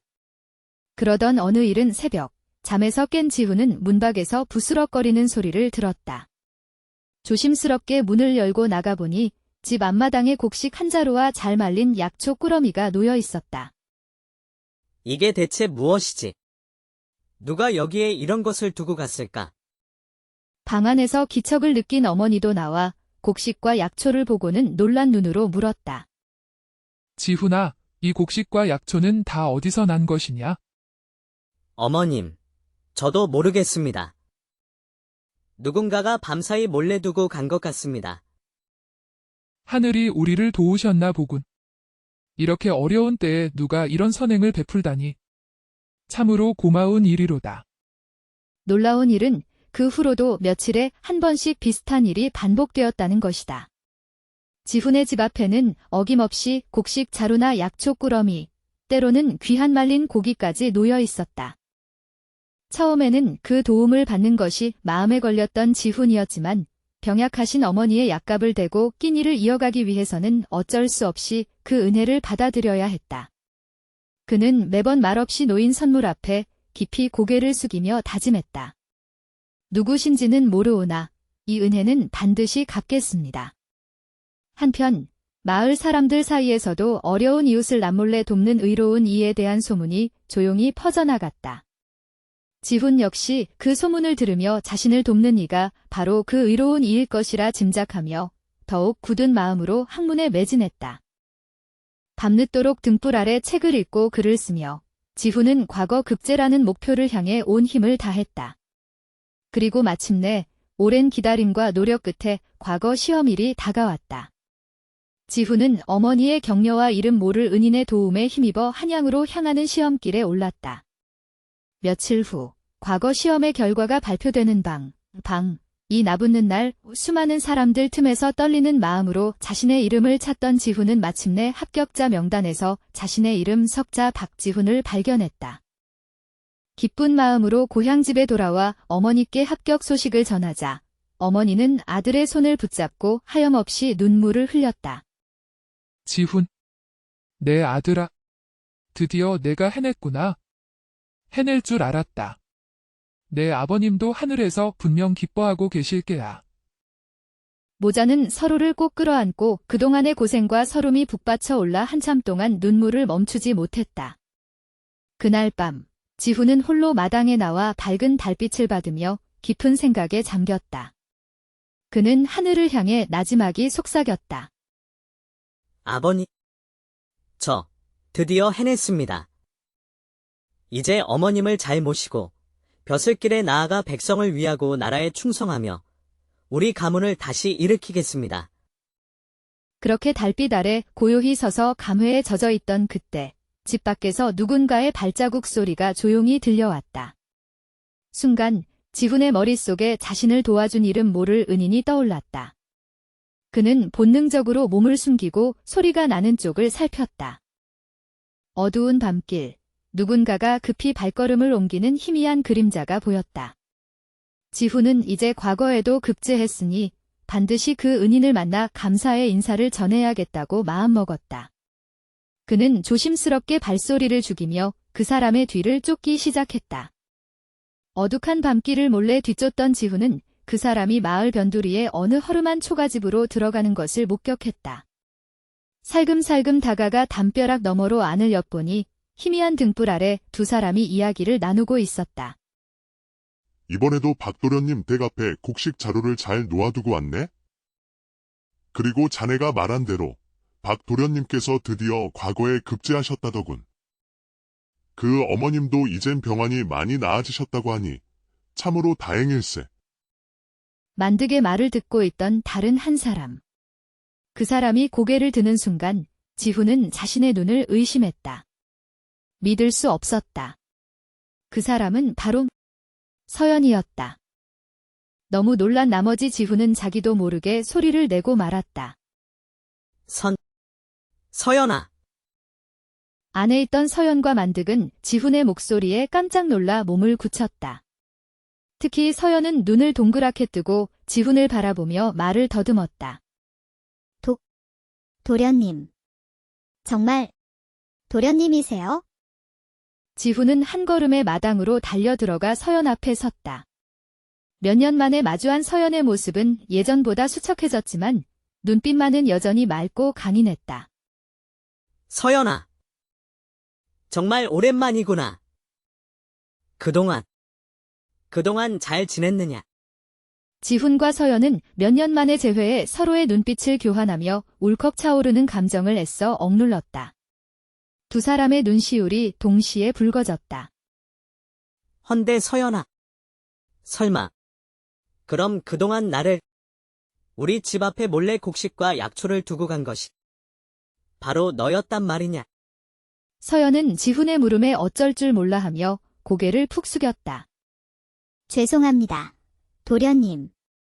실은 제가 감히 도련님께서 힘겹게 공부하신다는 소문을 파주에서 전해 듣고 차마 모른 척할 수가 없어서 용서해 주십시오. 자신에게 미안해하며 용서를 구하는 서연을 바라보던 지훈은 깊은 한숨을 내쉬었다. 그리고는 서연의 어깨를 부드럽게 감싸 안았다. 아니다, 서연아. 오히려 내가 너에게 미안하고 고맙구나. 내가 너에게 이리 큰 은혜를 입고도 모르고 있었으니. 내 덕분에 어머님께서도 건강을 되찾으셨고 나 또한 과거에 급제할 수 있었다. 네가 아니었다면 나는 결코 해내지 못했을 것이다. 정말 고맙다, 서연아. 조마조마한 표정으로 두 사람의 대화를 듣고 있던 만득이 조용히 지훈에게 다가와 말했다. 도련님, 저는 서연이와 함께 민 대감댁에서 파주로 외고 노비로 왔던 만득이라고 합니다요. 서연이가 저에게 말하기를 우리보다 더욱 힘든 사람들을 몰래 돕자고 하였습니다. 저도 처음에는 황당했지만 서연이의 그 따뜻한 마음씨에 감동하여 함께 돕기로 했던 것입니다요. 그래. 자네가 매번 새벽마다 우리 집 앞에 물건들을 몰래 두고 간 사람이었군. 고맙네. 정말 고맙네. 지훈은 서연의 깊은 마음과 헌신적인 노력을 알게 되자 감격에 겨워 눈물을 흘렸다. 서연아. 내 덕분에 내가 이렇게 뜻을 이룰 수 있었다. 그동안 얼마나 힘들었느냐. 정말 고맙다. 도련님께서 무사히 과거에 급제하신 것만으로도 저는 충분합니다. 이제 모든 어려움 잊으시고 행복하게 지내십시오. 저는 그것으로 족합니다. 지훈은 서연의 따뜻하고 순수한 마음에 다시 한번 깊이 감동하며 조용히 그녀를 바라보았다. 그런 후 잠시 머뭇거리다가 조심스럽게 물었다. 혹시 서연이 너와 만드기 두 사람 혼인이라도 한 사이인가? 아닙니다요. 도련님. 실은 제가 서연이에게 청혼을 하였으나 서연이가 저에게 따로 마음에 품은 분이 있다고. 만드기가 말을 끝맺기도 전에 서연이가 온 힘을 다해 그의 발을 꽉 밟으며 말을 멈추게 했다. 얼굴이 홍당무처럼 붉어진 서연의 모습에 지훈은 모든 것을 짐작할 수 있었다. 그렇군. 아니라는 말이군. 그래. 지훈의 얼굴에 환한 미소가 피어올랐다. 그는 어쩔 줄 몰라 하며 서연을 바라보았다. 그리고는 어린 시절의 약속을 떠올리며 말했다. 서연아. 어릴 적 내가 너에게 했던 말 기억하느냐? 내가 이제 과거에 급제하였으니 다음번에 너를 만날 때는 반드시 약속대로 세상에서 가장 고운 비단옷을 가지고 오마. 도련님, 기다리고 있겠습니다. 하지만 그때 지훈은 미처 몰랐다. 서연이 파주에서 비단 장사를 통해 이미 상당한 재산을 모았다는 사실을. 두 사람은 밝은 달빛 아래 서로를 마주보며 환하게 웃었다.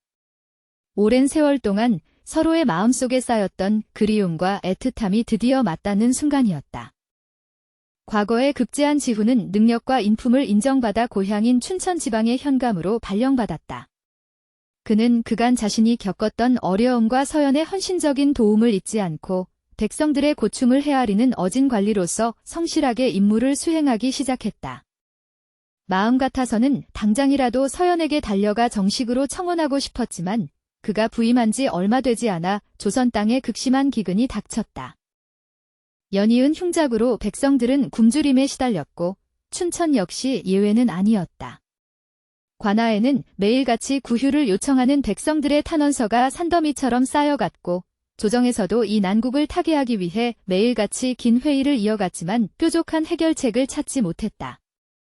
임금 또한 깊은 시름에 잠겨 있었다. 그러던 어느 날 한 신하가 다급히 어전에 들어와 임금께 아뢰었다. 전하, 기쁜 소식이 옵니다.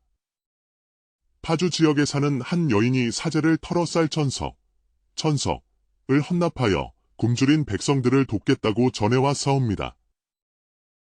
뭔니라? 지금 쌀천석이라 하였느냐? 대체 그 의로운 여인이 누구란 말이냐? 파주 지역의 외거 노비 신분으로 있는 서연이라는 자라하옵니다. 그간 비단 장사를 하여 알뜰히 모은 재산으로 쌀천석을 마련하여 이를 굶주린 백성들을 위한 구휼미로 내놓았다고 하옵니다. 허, 노비의 신분으로 어찌 그리 귀한 마음을. 임금은 크게 감탄하며 즉시 서연을 궁으로 불러 직접 대면하기를 명했다. 며칠 후 서연은 조심스러운 발걸음으로 대궐에 들어와 임금 앞에 무릎을 꿇고 머리를 조아렸다. 내가 바로 서연이란 말이냐? 어찌하여 노비의 신분으로 이토록 크고 귀한 일을 행하였느냐? 전하, 소인은 그저 굶주림에 고통받는 이들을 외면할 수 없었을 뿐이옵니다. 제가 할 수 있는 작은 힘이나마 보태고자 했을 뿐이옵니다. 임금은 서연의 겸손하고 착한 마음에 깊이 감동하여 그 자리에서 일어나 엄숙하게 선언했다. 쌀천석이면 우리 백성 수백 명이 좋기 1년을 먹고도 남을 양이다. 지금과 같이 어려운 시기에 배운 양반이라는 자들조차 제 곳간을 걸어 잠그고 외면하는 이때에 천한 노비의 신분으로 이리 큰 나눔을 실천하였으니 그 마음이 참으로 귀하고 장하도다. 오늘부로 과인은 서연을 노비 신분에서 벗어나게 하여 양인으로 삼을 것을 명하노라. 그녀의 의로운 행적을 널리 알려 모든 백성들의 귀감이 되게 하라. 임금의 파격적인 명에 조정은 잠시 숨막히는 정적에 휩싸였고 서연은 감격에 겨워 뜨거운 눈물을 흘리며 거듭 임금께 감사를 표했다. 성은이 만극하옵니다. 전하. 이 놀라운 소식은 곧 춘천 현감으로 있는 지훈에게도 전해졌다. 서연이 노비 신분에서 해방되었다는 소식, 그리고 그녀의 의로운 행동이 온 나라에 알려졌다는 사실에 지훈은 가슴 벅찬 기쁨을 느꼈다. 그는 즉시 서연을 만나러 달려갔다. 자신을 찾아온 지훈을 마주한 서연은 눈물을 글썽이며 말했다. 도련님, 저는 이제 더 이상 노비가 아니옵니다. 전하께서 저를 양인으로 면천시켜 주셨어요. 그 순간 지훈은 눈물 흘리는 서연을 힘껏 끌어안았다. 두 사람은 서로를 부둥켜 안고 기쁨과 감격의 눈물을 흘렸다. 오랜 기다림과 역경 끝에 찾아온 감격적인 순간이었다. 정말 잘 되었다, 서연아. 정말 잘 되었어. 너의 그 착한 마음과 선행이 마침내 세상을 감동시켰구나. 이제 우리 함께 새로운 삶을 시작하자. 지훈과 서연은 마침내 춘천의 작은 관아 근처에 소박한 살림집을 마련하고 백년가약을 맺었다. 신분의 벽과 현실의 고난을 넘어 서로를 향한 굳건한 믿음과 사랑으로 맺어진 결실이었다. 혼례를 올린 날 밤, 지훈은 서연의 손을 꼭 잡고 약속했다. 서연아, 나의 부인. 이제부터는 내가 평생 너를 아끼고 지켜줄 것이다. 우리의 남은 삶을 오직 행복한 날들로만 채워가자. 네, 서방님. 우리 함께 오래오래 행복하게 살아요. 그 후 지훈은 백성들의 고통을 누구보다 깊이 이해하고 그들을 위해 헌신하는 청렴하고 어진 관리로서 존경받았고 그의 부인 서연은 비단 장사를 통해 얻은 부를 어려운 이웃과 나누며 지혜롭고 마음 따뜻한 여인으로 칭송받았다. 두 사람은 과거의 시련과 고난을 잊지 않고 늘 겸손한 마음으로 서로를 아끼고 사랑하며 많은 사람들에게 귀감이 되는 행복한 삶을 살아갔다. 이 이야기는 진정한 귀함이란 신분이나 재물이 아닌 어려운 시기에도 기꺼이 나누고 베풀 줄 아는 따뜻한 마음과 변치 않는 의리에 있음을 보여준다. 아무리 힘든 상황 속에서도 나눔과 배려, 그리고 서로를 향한 믿음을 잃지 않는다면 그 고귀한 마음은 반드시 아름다운 꽃을 피우고 세상을 더욱 따뜻하게 만들 것이다. 조선 중기, 산수가 수려한 강원도 춘천 근교의 작은 마을. 소양강 물줄기가 굽이쳐 흐르고 사계절의 변화가 뚜렷한 그곳에 한 선비가 살고 있었습니다. 비록 가세는 기울었으나 청렴한 인품으로 주위의 존경을 받던 박선비였습니다. 그는 오래된 기와집에서 아내와 외아들 박지훈과 함께 소박하지만 단란한 삶을 꾸려가고 있었습니다. 지훈은 총명한 눈빛과 다정한 성정을 지녔으나 집안의 어려움 탓에 얼굴에는 늘 그늘이 드리워져 있었습니다. 같은 해 박선비의 집안에서 여자 노비 서연이 태어났습니다. 지훈과 서연은 신분의 벽을 넘어 마치 친남매처럼 함께 뛰놀고 이야기하며 자랐습니다. 지훈에게 서연은 단순한 노비가 아닌 마음을 터놓을 수 있는 유일한 동무였고 서연에게 지훈은 험난한 세상 속 유일한 의지처이자 다정한 오라버니 같은 존재였습니다. 서연은 비록 남루한 옷을 입었지만 맑고 강인한 눈빛과 야무진 손끝을 지닌 아이였습니다. 어느 해사한 봄날 마당 가득 쏟아지는 햇살 아래 서연이 낡은 빗자루로 마당을 쓸고 있었습니다. 마루에 앉아 책을 읽던 지훈은 서연의 부지런한 모습에 잠시 책을 덮고 물었습니다. 서연아, 나중에 아주 큰 부자가 되면 무엇을 가장 하고 싶으냐? 서연은 잠시 빗자루질을 멈추고 하늘을 올려다보았습니다. 잠시 생각에 잠긴 듯 하더니 이내 수줍은 듯 얼굴을 붉히며 답했습니다. 돈이 아주 많아지면요. 저는 고운 진홍색 비단 옷을 한 벌 갖고 싶습니다. 서연의 예상치 못한 소박한 대답에 지훈은 눈을 반짝이며 환하게 웃었습니다. 비단옷이라. 그래, 내 그 고운 마음씨만큼이나 어여쁜 옷이겠구나. 좋다. 내가 꼭 과거에 급제하여 큰 벼슬을 얻게 되면 내 너에게 세상에서 가장 고운 비단옷을 지어주마. 약조하마. 정말이십니까, 도련님? 도련님께서는 꼭 장원급제하실 겁니다. 그때가 되면 저는 도련님 곁에서 평생 그림자처럼 모시겠습니다. 지훈은 머리를 극적이며 멋쩍게 웃었습니다. 그들의 웃음소리는 봄날의 햇살처럼 밝고 경쾌하게 마당에 울려 퍼졌습니다. 신분의 차이를 잊은 채 서로에게 의지하며 꿈을 나누던 그 순간은 두 사람에게 무엇과도 바꿀 수 없는 소중한 추억이었습니다. 하지만 행복한 시간은 오래가지 못했습니다. 시간이 흐르면서 박선비 집안의 형편은 날로 어려워져 갔습니다. 논밭은 줄어들고 곳간은 비어갔으며 집안을 돌보던 몇 안 되던 종들도 하나둘 떠나보내야 할 형편이었습니다. 지훈은 아직 어린 나이였지만 아버지의 깊어지는 한숨과 어머니의 수심 어린 얼굴에서 집안의 위기를 직감했습니다. 하지만 그가 할 수 있는 일은 아무것도 없었습니다. 그러던 어느 날 저녁, 지훈은 안채마루에 홀로 앉아 달빛 아래 깊은 시름에 잠겨있는 아버지 박선비를 보게 되었습니다. 아버지의 등이 유난히 작고 외로워 보였습니다. 지훈은 조심스럽게 다가가 아버지 곁에 앉았습니다. 아버님, 무슨 근심이 그리 깊으십니까? 어찌 이리 한숨만 내쉬고 계십니까? 지훈이냐? 우리 집안 형편이 말이 아니구나. 이제는 식솔들 입 하나 더는 것도 버거운 지경에 이르렀다. 지훈은 불길한 예감에 가슴이 철렁 내려앉았다. 혹시나 하는 마음에 떨리는 목소리로 물었다. 아버님, 그래도 우리 서연이는 어찌 되는 것입니까? 지훈이 서연을 얼마나 아끼는지 잘 아는 박선비는 차마 아들의 눈을 보지 못하고 고개를 떨궜다. 깊은 한숨과 함께 힘겹게 말을 이었다. 지훈아, 미안하다. 내 어찌 너의 마음을 모르겠느냐. 허나, 우리 형편으로는 서연이까지 끝까지 거두기가 어렵게 되었다. 나의 오랜 버딘 민 대감댁으로 보내기로 결정하였으니 그리 알 거라. 그 집은 우리보다 훨씬 넉넉하니 적어도 배는 골치 않고 지낼 수 있을 것이다. 아버지의 말은 지훈에게 청천벽력과 같았다. 눈앞이 캄캄해지고 다리에 힘이 풀려 그 자리에 주저앉고 말았다. 서연과 함께 웃고 떠들던 순간들, 힘들 때 서로를 위로했던 기억들이 주마등처럼 스쳐 지나갔다. 가슴이 찢어지는 듯한 아픔이 밀려왔지만 냉혹한 현실 앞에서 그는 아무런 말도 할 수 없었다. 아버지의 결정은 지훈의 힘으로는 되돌릴 수 없는 일이었다. 며칠 밤낮을 괴로워하던 지훈은 결국 서연에게 이별을 고해야 한다는 잔인한 현실을 받아들였다.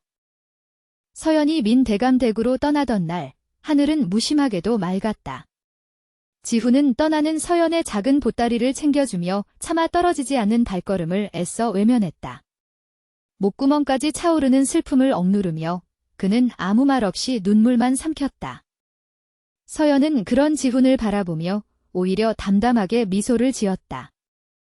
도련님, 그동안 정말 감사했습니다. 미천한 저를 이리 사람으로 대해주시고 늘 따뜻하게 보살펴주셔서 그 은혜 평생 잊지 않겠습니다. 지훈은 미안함과 서운함, 아쉬움이 뒤섞인 눈빛으로 서연을 바라보았지만 차마 입이 떨어지지 않았다.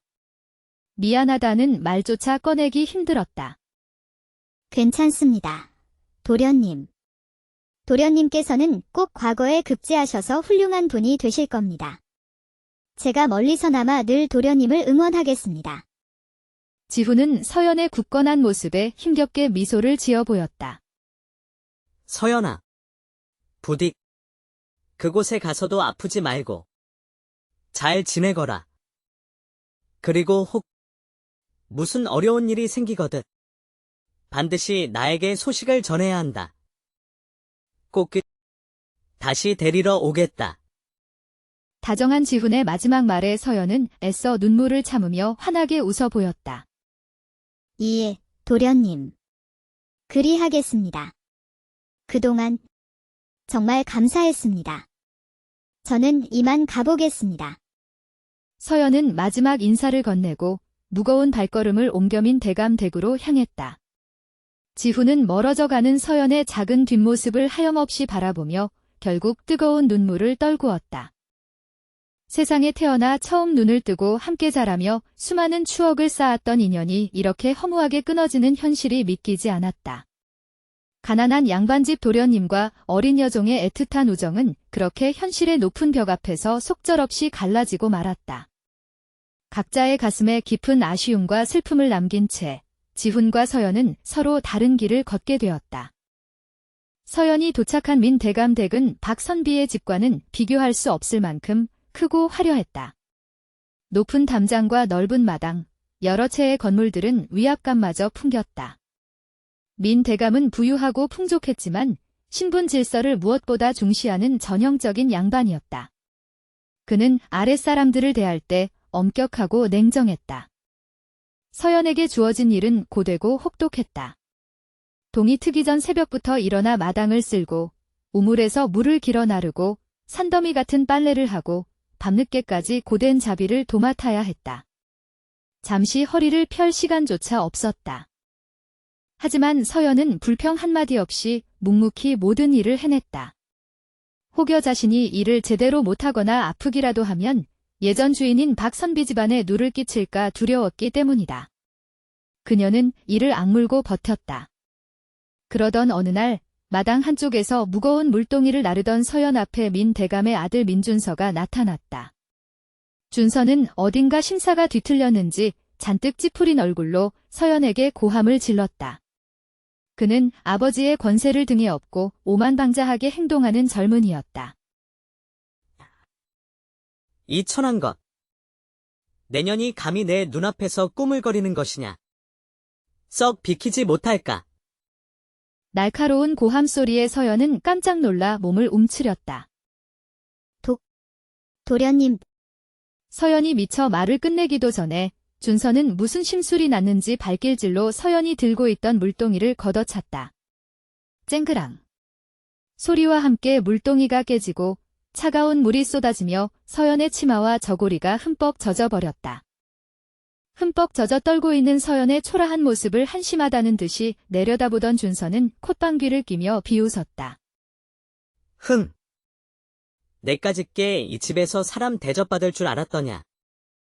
감히 나와 눈을 마주치. 아니옵니다. 도련님.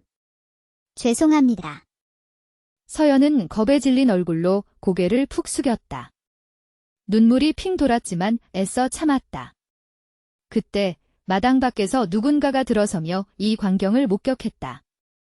바로 지훈이었다. 그는 아버지 박선비의 심부름으로 민 대감에게 서신을 전하러 왔다가 이 끔찍한 장면을 보게 된 것이었다. 자신이 아끼는 서연이 모욕당하는 모습을 본 지훈은 피가 거꾸로 솟는 듯한 분노를 느꼈다. 그는 성큼성큼 준서에게 다가가 낮은 목소리로 외쳤다. 이보시오.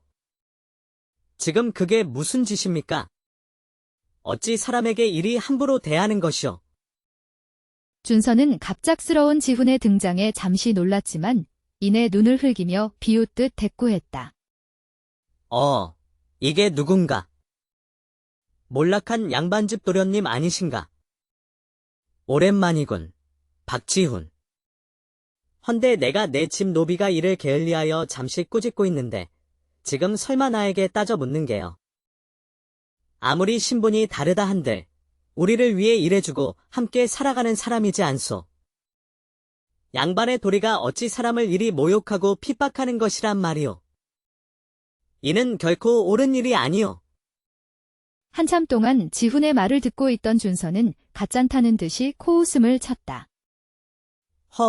내가 뭔데 감히 나에게 훈계를 하는 거지. 그리고 분명히 해두지만 지금 이 노비의 주인은 바로 나, 민준서일세. 팽팽한 긴장감이 감도는 그때 마침 외출해서 돌아온 민 대감이 마당으로 들어서며 그 광경을 목격했다. 민 대감은 아들 준서의 오만한 행동과 지훈의 격앙된 모습에 얼굴을 굳히며 다가왔다. 준서야. 당장 무례한 짓을 멈추지 못하겠느냐. 그리고 지훈이 자네도 그만하게. 내가 아들에게 단단히 이르겠네. 오랜만에 인사드립니다. 대감 어르신. 아버님의 서신을 전해드리러 왔습니다. 지훈은 예를 갖춰 인사하고 서신을 건넸다. 민 대감에게 인사를 하고 돌아설 때 지훈은 황급히 자리를 피하려는 서연에게 안타까움과 미안함이 가득 담긴 눈빛을 보냈다. 그의 눈빛은 서연아, 내가 정말 미안하구나. 내 반드시 너를 데리러 오마. 라고 말하는 듯 했다. 준서는 아버지의 호통에 움찔하며 물러섰고 민 대감은 준서를 데리고 안채로 들어갔다. 그리고 아들을 불러 세워 엄하게 꾸짖었다. 내 이놈. 내가 무슨 잘못을 했는지 알고 있느냐? 아버지, 잘못했습니다. 다시는 노비에게 함부로. 쯧쯧. 어디 양반 체면에 천한 노비 따위와 시시비비 말을 섞고 있느냐? 정 그리 여인과 말을 섞고 싶거든 기방에나 가거라. 다음부터 아래 것들과 시시덕거리는 것을 보거든 그땐 종아리를 부러뜨릴 줄 알아라. 알겠느냐? 아버님. 명심하겠습니다. 놀랍게도 민 대감은 아들이 노비를 함부로 대한 것을 나무란 것이 아니었다. 양반 신분으로 천한 노비와 말을 섞으며 시간을 낭비한 것을 꾸짖고 있었던 것이다. 이 대화를 문밖에서 숨죽여 듣고 있던 서연은 자신의 비참한 처지에 눈물을 흘렸다. 그녀는 이 집에서 자신이 한낱 물건과 다름없이 취급된다는 사실을 뼈저리게 깨달았다. 그럴수록 박선비 댁에서의 따뜻했던 삶과 다정했던 지훈 도련님의 모습이 떠올라 그리움과 서러움에 눈물이 멈추지 않았다.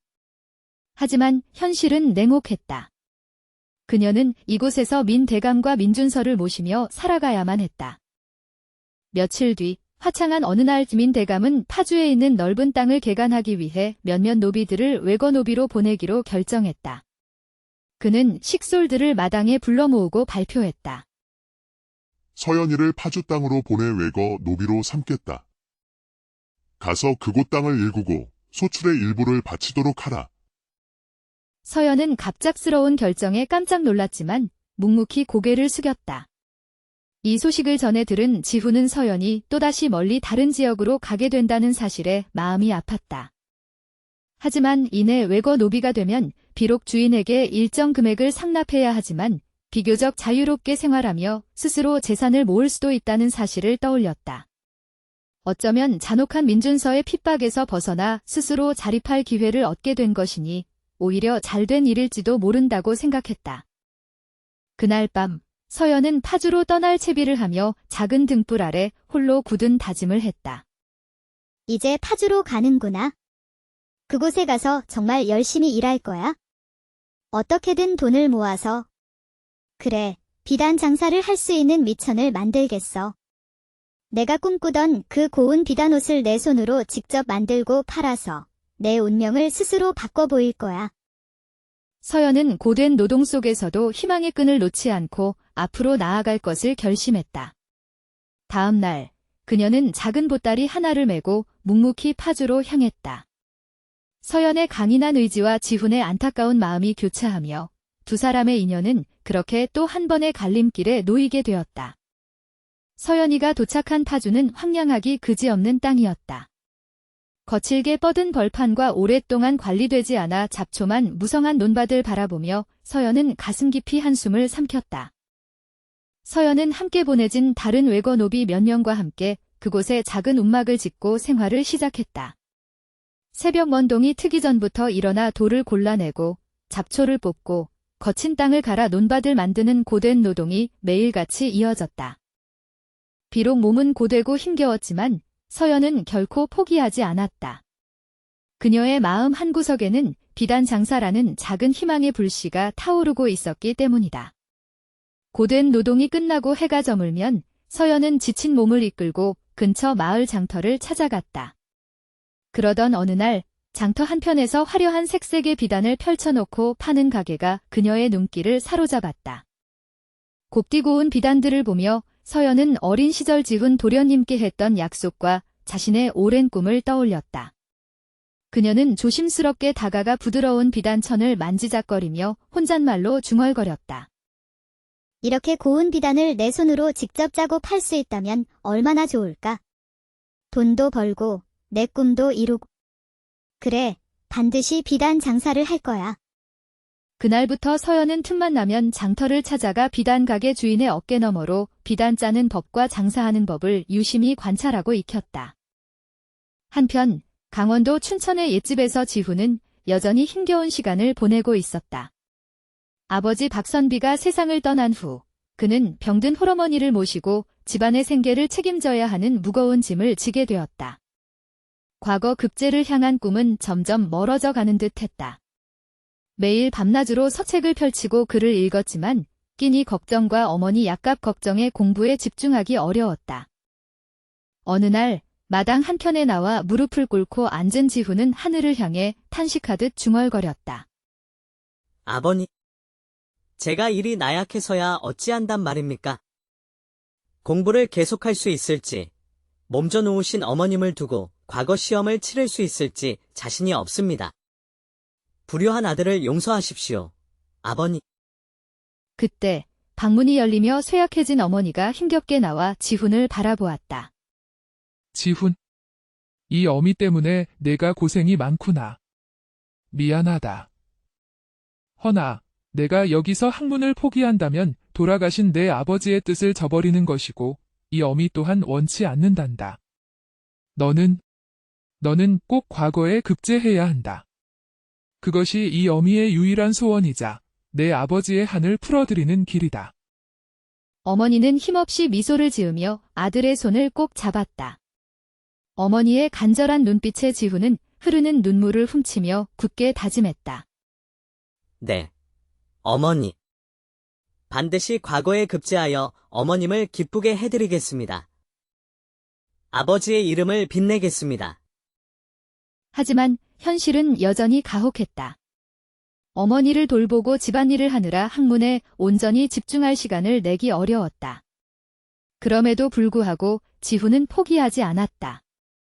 어머니 곁을 지키며 새벽 일찍 일어나 늦은 밤 등불이 꺼질 때까지 책을 손에서 놓지 않았다. 파주 땅의 서연 역시 고된 외거노비 생활 속에서도 희망을 잃지 않았다.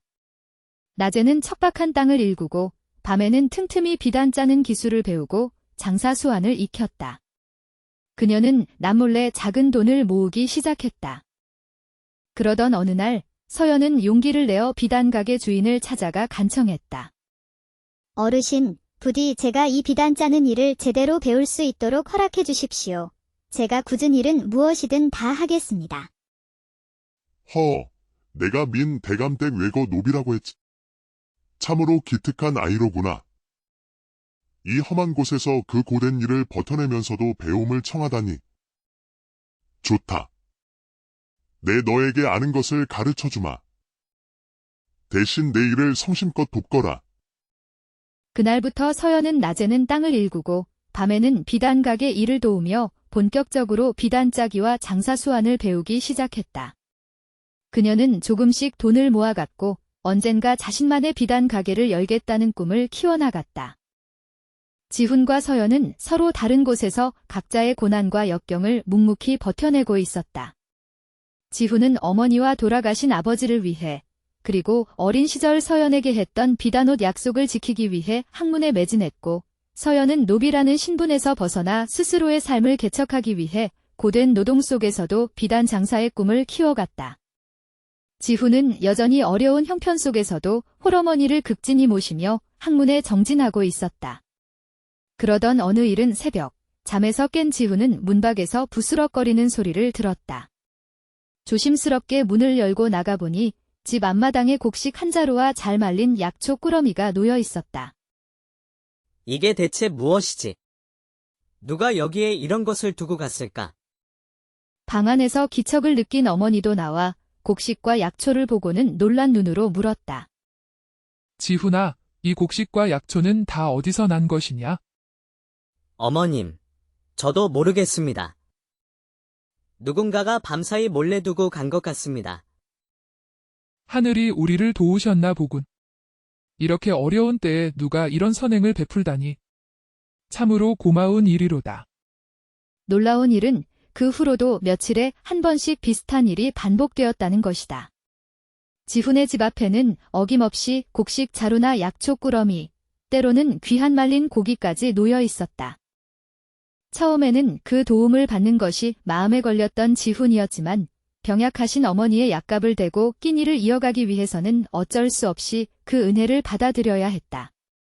그는 매번 말없이 놓인 선물 앞에 깊이 고개를 숙이며 다짐했다.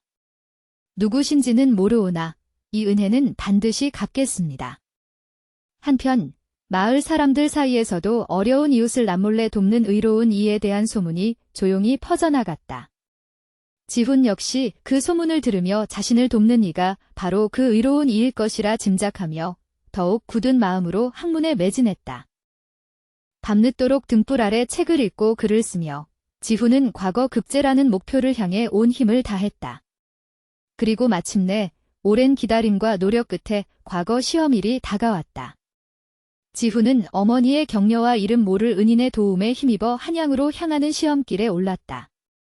며칠 후 과거 시험의 결과가 발표되는 이 나붙는 날 수많은 사람들 틈에서 떨리는 마음으로 자신의 이름을 찾던 지훈은 마침내 합격자 명단에서 자신의 이름 석자 박지훈을 발견했다.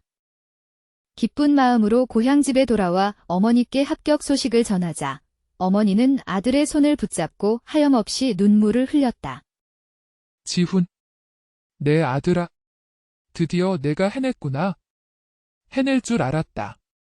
내 아버님도 하늘에서 분명 기뻐하고 계실 게야. 모자는 서로를 꼭 끌어안고 그동안의 고생과 서름이 북받쳐 올라 한참 동안 눈물을 멈추지 못했다. 그날 밤, 지훈은 홀로 마당에 나와 밝은 달빛을 받으며 깊은 생각에 잠겼다. 그는 하늘을 향해 나지막이 속삭였다. 아버님, 저 드디어 해냈습니다. 이제 어머님을 잘 모시고 벼슬길에 나아가 백성을 위하고 나라에 충성하며 우리 가문을 다시 일으키겠습니다. 그렇게 달빛 아래 고요히 서서 감회에 젖어 있던 그때 집 밖에서 누군가의 발자국 소리가 조용히 들려왔다. 순간 지훈의 머릿속에 자신을 도와준 이름 모를 은인이 떠올랐다. 그는 본능적으로 몸을 숨기고 소리가 나는 쪽을 살폈다. 어두운 밤길, 누군가가 급히 발걸음을 옮기는 희미한 그림자가 보였다. 지훈은 이제 과거에도 급제했으니 반드시 그 은인을 만나 감사의 인사를 전해야겠다고 마음먹었다.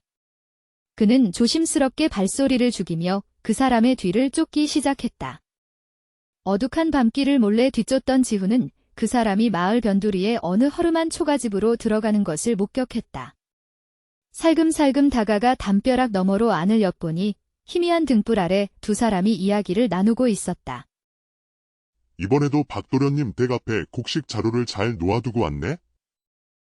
그리고 자네가 말한 대로 박도련님께서 드디어 과거에 급제하셨다더군. 그 어머님도 이젠 병환이 많이 나아지셨다고 하니 참으로 다행일세. 만득의 말을 듣고 있던 다른 한 사람. 그 사람이 고개를 드는 순간 지훈은 자신의 눈을 의심했다. 믿을 수 없었다. 그 사람은 바로 서연이었다. 너무 놀란 나머지 지훈은 자기도 모르게 소리를 내고 말았다. 서연아. 안에 있던 서연과 만득은 지훈의 목소리에 깜짝 놀라 몸을 굳혔다. 특히 서연은 눈을 동그랗게 뜨고 지훈을 바라보며 말을 더듬었다. 도련님. 정말 도련님이세요? 지훈은 한 걸음에 마당으로 달려들어가 서연 앞에 섰다. 몇 년 만에 마주한 서연의 모습은 예전보다 수척해졌지만 눈빛만은 여전히 맑고 강인했다. 서연아. 정말 오랜만이구나. 그동안 잘 지냈느냐? 지훈과 서연은 몇 년 만의 재회에 서로의 눈빛을 교환하며 울컥 차오르는 감정을 애써 억눌렀다. 두 사람의 눈시울이 동시에 붉어졌다. 헌데 서연아. 설마. 그럼 그동안 나를 우리 집 앞에 몰래 곡식과 약초를 두고 간 것이 바로 너였단 말이냐? 서연은 지훈의 물음에 어쩔 줄 몰라 하며 고개를 푹 숙였다. 죄송합니다. 도련님. 실은 제가 감히 도련님께서 힘겹게 공부하신다는 소문을 파주에서 전해 듣고 차마 모른 척할 수가 없어서 용서해 주십시오. 자신에게 미안해하며 용서를 구하는 서연을 바라보던 지훈은 깊은 한숨을 내쉬었다. 그리고는 서연의 어깨를 부드럽게 감싸 안았다. 아니다, 서연아.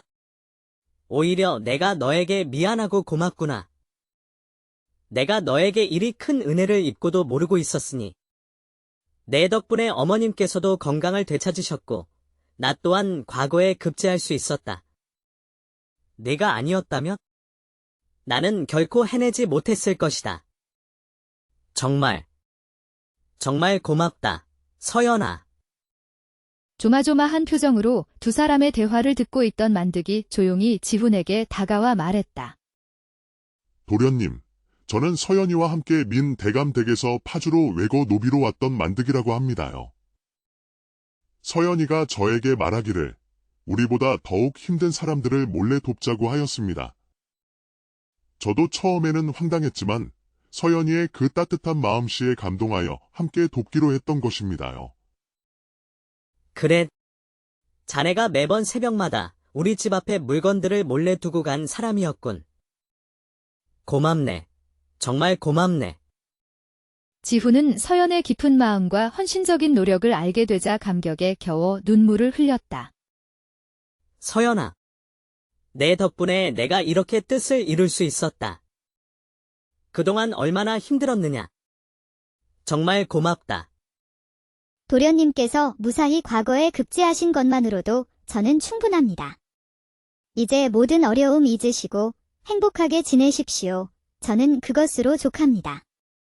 지훈은 서연의 따뜻하고 순수한 마음에 다시 한번 깊이 감동하며 조용히 그녀를 바라보았다. 그런 후 잠시 머뭇거리다가 조심스럽게 물었다. 혹시 서연이 너와 만득이 두 사람 혼인이라도 한 사이인가? 아닙니다요. 도련님.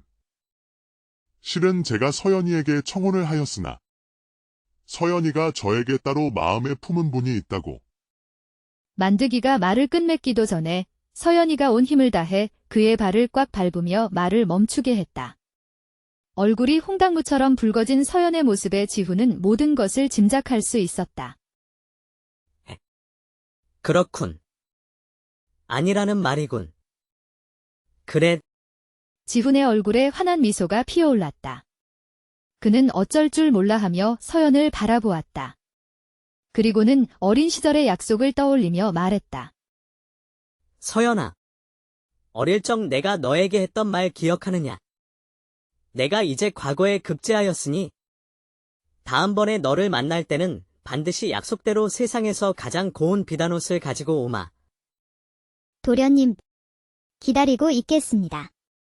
하지만 그때 지훈은 미처 몰랐다. 서연이 파주에서 비단 장사를 통해 이미 상당한 재산을 모았다는 사실을. 두 사람은 밝은 달빛 아래 서로를 마주보며 환하게 웃었다. 오랜 세월 동안 서로의 마음속에 쌓였던 그리움과 애틋함이 드디어 맞닿는 순간이었다. 과거에 급제한 지훈은 능력과 인품을 인정받아 고향인 춘천 지방의 현감으로 발령받았다. 그는 그간 자신이 겪었던 어려움과 서연의 헌신적인 도움을 잊지 않고 백성들의 고충을 헤아리는 어진 관리로서 성실하게 임무를 수행하기 시작했다. 마음 같아서는 당장이라도 서연에게 달려가 정식으로 청혼하고 싶었지만 그가 부임한 지 얼마 되지 않아 조선 땅에 극심한 기근이 닥쳤다. 연이은 흉작으로 백성들은 굶주림에 시달렸고 춘천 역시 예외는 아니었다. 관아에는 매일같이 구휴를 요청하는 백성들의 탄원서가 산더미처럼 쌓여갔고 조정에서도 이 난국을 타개하기 위해 매일같이 긴 회의를 이어갔지만 뾰족한 해결책을 찾지 못했다. 임금 또한 깊은 시름에 잠겨 있었다. 그러던 어느 날 한 신하가 다급히 어전에 들어와 임금께 아뢰었다. 전하, 기쁜 소식이 옵니다. 파주 지역에 사는 한 여인이 사제를 털어 쌀천석을 헌납하여 굶주린 백성들을 돕겠다고 전해왔사옵니다. 뭔니라? 지금 쌀천석이라 하였느냐?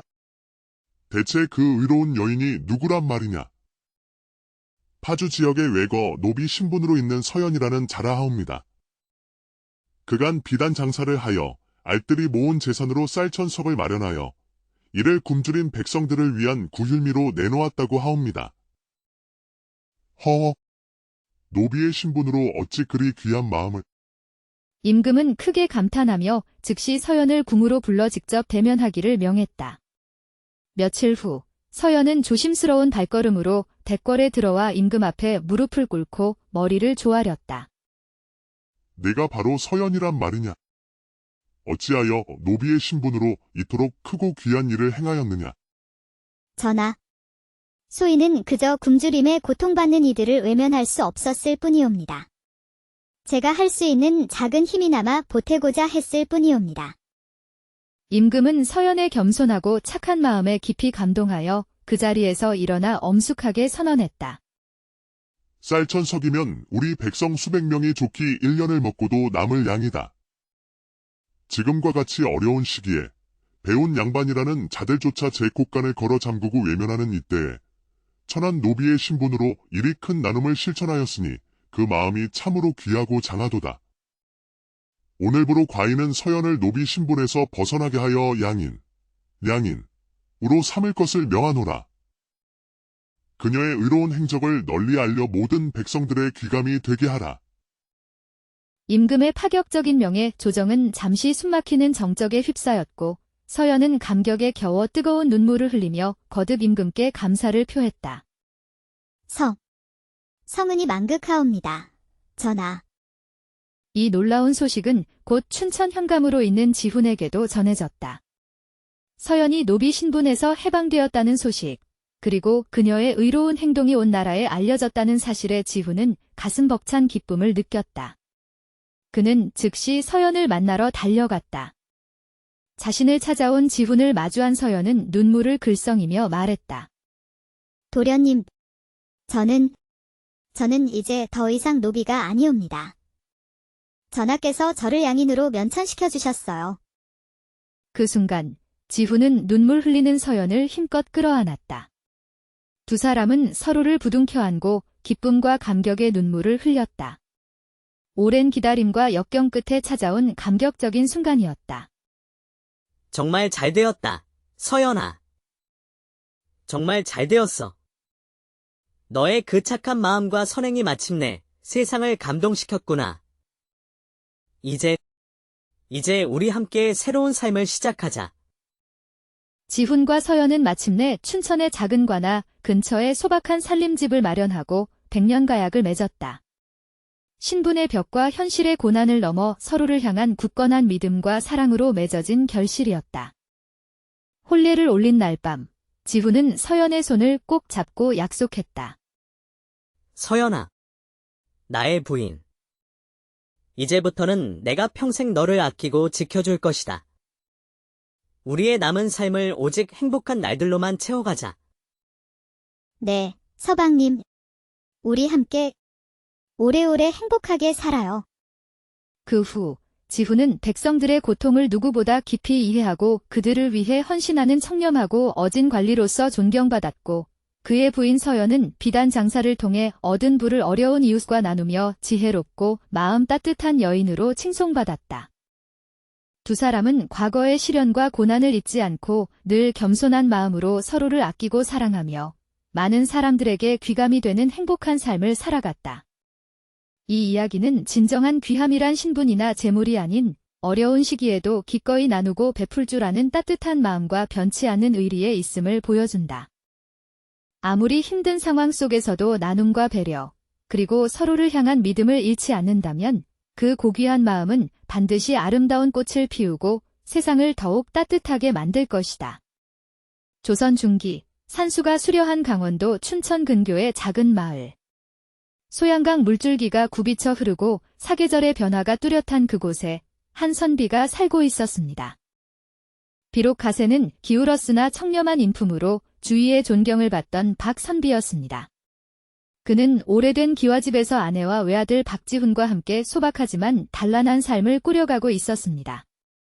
지훈은 총명한 눈빛과 다정한 성정을 지녔으나 집안의 어려움 탓에 얼굴에는 늘 그늘이 드리워져 있었습니다. 같은 해 박선비의 집안에서 여자 노비 서연이 태어났습니다. 지훈과 서연은 신분의 벽을 넘어 마치 친남매처럼 함께 뛰놀고 이야기하며 자랐습니다. 지훈에게 서연은 단순한 노비가 아닌 마음을 터놓을 수 있는 유일한 동무였고, 서연에게 지훈은 험난한 세상 속 유일한 의지처이자 다정한 오라버니 같은 존재였습니다. 서연은 비록 남루한 옷을 입었지만 맑고 강인한 눈빛과 야무진 손끝을 지닌 아이였습니다. 어느 해사한 봄날 마당 가득 쏟아지는 햇살 아래 서연이 낡은 빗자루로 마당을 쓸고 있었습니다. 마루에 앉아 책을 읽던 지훈은 서연의 부지런한 모습에 잠시 책을 덮고 물었습니다. 서연아, 나중에 아주 큰 부자가 되면 무엇을 가장 하고 싶으냐? 서연은 잠시 빗자루질을 멈추고 하늘을 올려다보았습니다. 잠시 생각에 잠긴 듯 하더니 이내 수줍은 듯 얼굴을 붉히며 답했습니다. 돈이 아주 많아지면요. 저는 고운 진홍색 비단옷을 한 벌 갖고 싶습니다. 서연의 예상치 못한 소박한 대답에 지훈은 눈을 반짝이며 환하게 웃었습니다. 비단옷이라. 그래, 내 그 고운 마음씨만큼이나 어여쁜 옷이겠구나. 좋다. 내가 꼭 과거에 급제하여 큰 벼슬을 얻게 되면 내 너에게 세상에서 가장 고운 비단옷을 지어주마. 약조하마. 정말이십니까, 도련님? 도련님께서는 꼭 장원급제하실 겁니다. 그때가 되면 저는 도련님 곁에서 평생 그림자처럼 모시겠습니다. 지훈은 머리를 극적이며 멋쩍게 웃었습니다. 그들의 웃음소리는 봄날의 햇살처럼 밝고 경쾌하게 마당에 울려 퍼졌습니다. 신분의 차이를 잊은 채 서로에게 의지하며 꿈을 나누던 그 순간은 두 사람에게 무엇과도 바꿀 수 없는 소중한 추억이었습니다. 하지만 행복한 시간은 오래가지 못했습니다. 시간이 흐르면서 박선비 집안의 형편은 날로 어려워져 갔습니다. 논밭은 줄어들고 곳간은 비어갔으며 집안을 돌보던 몇 안 되던 종들도 하나둘 떠나보내야 할 형편이었습니다. 지훈은 아직 어린 나이였지만 아버지의 깊어지는 한숨과 어머니의 수심 어린 얼굴에서 집안의 위기를 직감했습니다. 하지만 그가 할 수 있는 일은 아무것도 없었습니다. 그러던 어느 날 저녁, 지훈은 안채마루에 홀로 앉아 달빛 아래 깊은 시름에 잠겨있는 아버지 박선비를 보게 되었습니다. 아버지의 등이 유난히 작고 외로워 보였습니다. 지훈은 조심스럽게 다가가 아버지 곁에 앉았습니다. 아버님, 무슨 근심이 그리 깊으십니까? 어찌 이리 한숨만 내쉬고 계십니까? 지훈이냐? 우리 집안 형편이 말이 아니구나. 이제는 식솔들 입 하나 더는 것도 버거운 지경에 이르렀다. 지훈은 불길한 예감에 가슴이 철렁 내려앉았다. 혹시나 하는 마음에 떨리는 목소리로 물었다. 아버님, 그래도 우리 서연이는 어찌 되는 것입니까? 지훈이 서연을 얼마나 아끼는지 잘 아는 박선비는 차마 아들의 눈을 보지 못하고 고개를 떨궜다. 깊은 한숨과 함께 힘겹게 말을 이었다. 지훈아, 미안하다. 내 어찌 너의 마음을 모르겠느냐. 허나 우리 형편으로는 서연이까지 끝까지 거두기가 어렵게 되었다. 나의 오랜 버딘 민 대감댁으로 보내기로 결정하였으니 그리 알 거라. 그 집은 우리보다 훨씬 넉넉하니 적어도 배는 골치 않고 지낼 수 있을 것이다. 아버지의 말은 지훈에게 청천벽력과 같았다. 눈앞이 캄캄해지고 다리에 힘이 풀려 그 자리에 주저앉고 말았다. 서연과 함께 웃고 떠들던 순간들, 힘들 때 서로를 위로했던 기억들이 주마등처럼 스쳐 지나갔다. 가슴이 찢어지는 듯한 아픔이 밀려왔지만 냉혹한 현실 앞에서 그는 아무런 말도 할 수 없었다. 아버지의 결정은 지훈의 힘으로는 되돌릴 수 없는 일이었다. 며칠 밤낮을 괴로워하던 지훈은 결국 서연에게 이별을 고해야 한다는 잔인한 현실을 받아들였다. 서연이 민 대감댁으로 떠나던 날, 하늘은 무심하게도 맑았다. 지훈은 떠나는 서연의 작은 보따리를 챙겨주며 차마 떨어지지 않는 발걸음을 애써 외면했다. 목구멍까지 차오르는 슬픔을 억누르며 그는 아무 말 없이 눈물만 삼켰다. 서연은 그런 지훈을 바라보며 오히려 담담하게 미소를 지었다. 도련님, 그동안 정말 감사했습니다. 미천한 저를 이리 사람으로 대해주시고 늘 따뜻하게 보살펴주셔서 그 은혜 평생 잊지 않겠습니다. 지훈은 미안함과 서운함, 아쉬움이 뒤섞인 눈빛으로 서연을 바라보았지만 차마 입이 떨어지지 않았다. 미안하다는 말조차 꺼내기 힘들었다. 괜찮습니다.